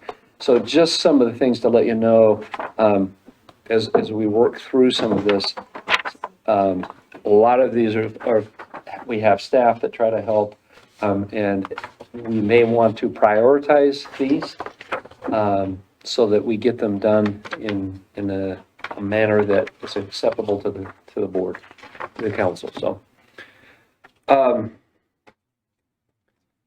and if you have any questions on those projects, give me a call tomorrow. And I don't think you have them in any particular order. There's no particular order. They just, they were in my planning document, just pulled them all out. Last, we had mentioned at the beginning of the year, we talk about assignments that the council has. And also, every 2 years, we look at the president of the council. Our, under state code, it mentions when you're appointed, you consider that at the first meeting, but you were appointed just this last year, and so 2 years haven't run. So that's not one that we needed to consider. And so in the past, what we've done is we've talked about the assignments. So we have KMPO and PAC, 2 at Harbs. We do have the facilities. And then we have some of you just attending some of the other meetings. And so tonight, I just wanted to mention at the next meeting, you can let the mayor know if there's an assignment or something you want. And then at the next meeting, we would need to, by motion, vote on those. And the mayor, the way we've done in the past is he's made his request for appointments to those and work through them, and then the council votes on those and approves them. So, so we don't have to do anything with that tonight. It's just, it's kind of laying the groundwork that, hey, at the next meeting, we ought to take that up. Or if everybody wants to just keep their assignments, you can do that as well. I think it's only fair to share the fun. So any council member has any particular items, please let me know. That's all I have. Thank you. Thank you. For our roundtable items, I asked Brett if he would bring these up. We may need a workshop to look at prioritizing these things, but I just wanted to have it there for the council members to see things that we've already agreed to talk about, and it's a long list, and then things that we really have to talk about. So it'll provide some good reference. I would also like to mention to the council that we have a vacancy on the Hayden Urban Renewal Agency Board. We will have that up on our web. We will have application forms on the website for 3 weeks. I want to let council know that we're going to be looking at replacing replacing John Young on the Urban Renewal Board. That's all I have for roundtable. Councilmember White. Would like clarification on how that application process works for the people who might be interested. Yes, the application process, and please correct me if I'm wrong here, based on the applications and my sharing with whatever staff there is, I will make the decision on who should, and I will bring it to the council for approval. Doesn't the Urban Renewal District choose the applicant and present it to you? No. No. But that's what happened last time. So if I can clarify. Yes, certainly. Yes, that's what happened last Who's on time. the board here? Was, thank you. not on the board, but was executive director, not anymore. Smile, yeah, big smile. Smiling. So all of the, HURA kind of worked with the city on this. So Okay. it's a mayor appointed position. It is, okay. But the HURA board actually looked at the applications that came in. They went to the city clerk, and then they were shared with the board, and then the board actually looked at applications and kind of made a recommendation. So it's not, they don't choose, it's still, it's a mayor appointment. Just to clarify though, this is how it's been handled in the past. We have received, to my knowledge, no applications for this vacancy. And I don't think any have been solicited yet. Okay, good enough. I didn't want anyone thinking. And when does the that we'd already application made the process decision here. close? I'm sorry? When does it close? We'll have it up for 3 weeks. 3 weeks, okay. Does it have to be a Hayden citizen? No. I don't believe so. Does not. I think it's Union County Mr. resident. Rover's on the board too. Okay. Yeah. All right. That's all I have for roundtable. Ladies and gentlemen, anything else? Anybody else? Go ahead. Yeah. Councilmember White. I'm going to refer again to the gentleman who spoke about Stone Creek. It seems that this issue is not settled yet with this 2 years having it expired. I just think we need to sit down and talk about it again and look at it. It sounds like an urgent matter if it did expire at 2 years. So I just think that we need some closure and to approach that. It did not. Stone Creek North applied as a phased subdivision, and all phased subdivisions by Hayden City Code, and I can pull up the code section if you'd like, but all phased subdivision have a 5-year timeframe before they have to final plat, their last plat of their subdivision. They can request extensions of the council, for due cause, should the council consider those extensions. So that is in Hayden City Code and it's in their master development agreement. So 2 years is not even a blip on that radar. I'm afraid not. Read my letter, read our letter. We have footnoted for you the references on the conditions of approval regarding that topic. Will do. Thank you. Yeah, and I'm just concerned about the shifting of where the park is and the streets and things like that. So I think we need to look at it again. Thank you. Kudos to Parks and Recs and street crew for the best ever snow removal crew in the land. Yeah. Yes. That was amazing. Great job. One day for our city, that's incredible. If I can kind of dovetail into what Councilmember White just talked about in Stone Creek. As long as it's not further substantive conversation. Okay, I think that it's not going to be, but it's a question as to kind of, I doubt whether, could we have a workshop to clarify a lot of what's being said? Because again, you're saying yes, they're saying, they're saying no. What is the actual, what are the actual facts here so that we can know where we are? Because I'll admit it, I'm hearing this and that and this, and I don't know what's what.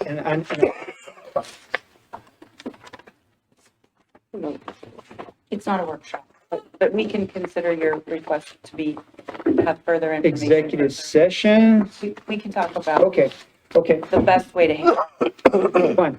And real quick, as I think is obvious tonight and is already on the list, this traffic issue, traffic impact and everything else, I believe we need, is the council interested in a workshop on that very soon? Interest there. Where's the other one? That's that. And it's been brought to my attention that some cities have executive sessions to discuss the legal consequences or elements of various hearings and the like.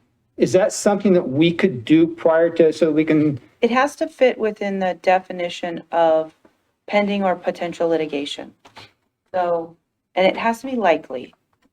So the fact that our decisions we might make could lead to possible litigation because we don't understand that a decision we make could lead, we can't clarify that before. It's not leading to litigation. It's what's happening, what factual circumstances need to be discussed in executive session regarding likely or pending litigation. Okay. So no, you can't have executive session to talk about ahead of time everything that you need to decide at the dais.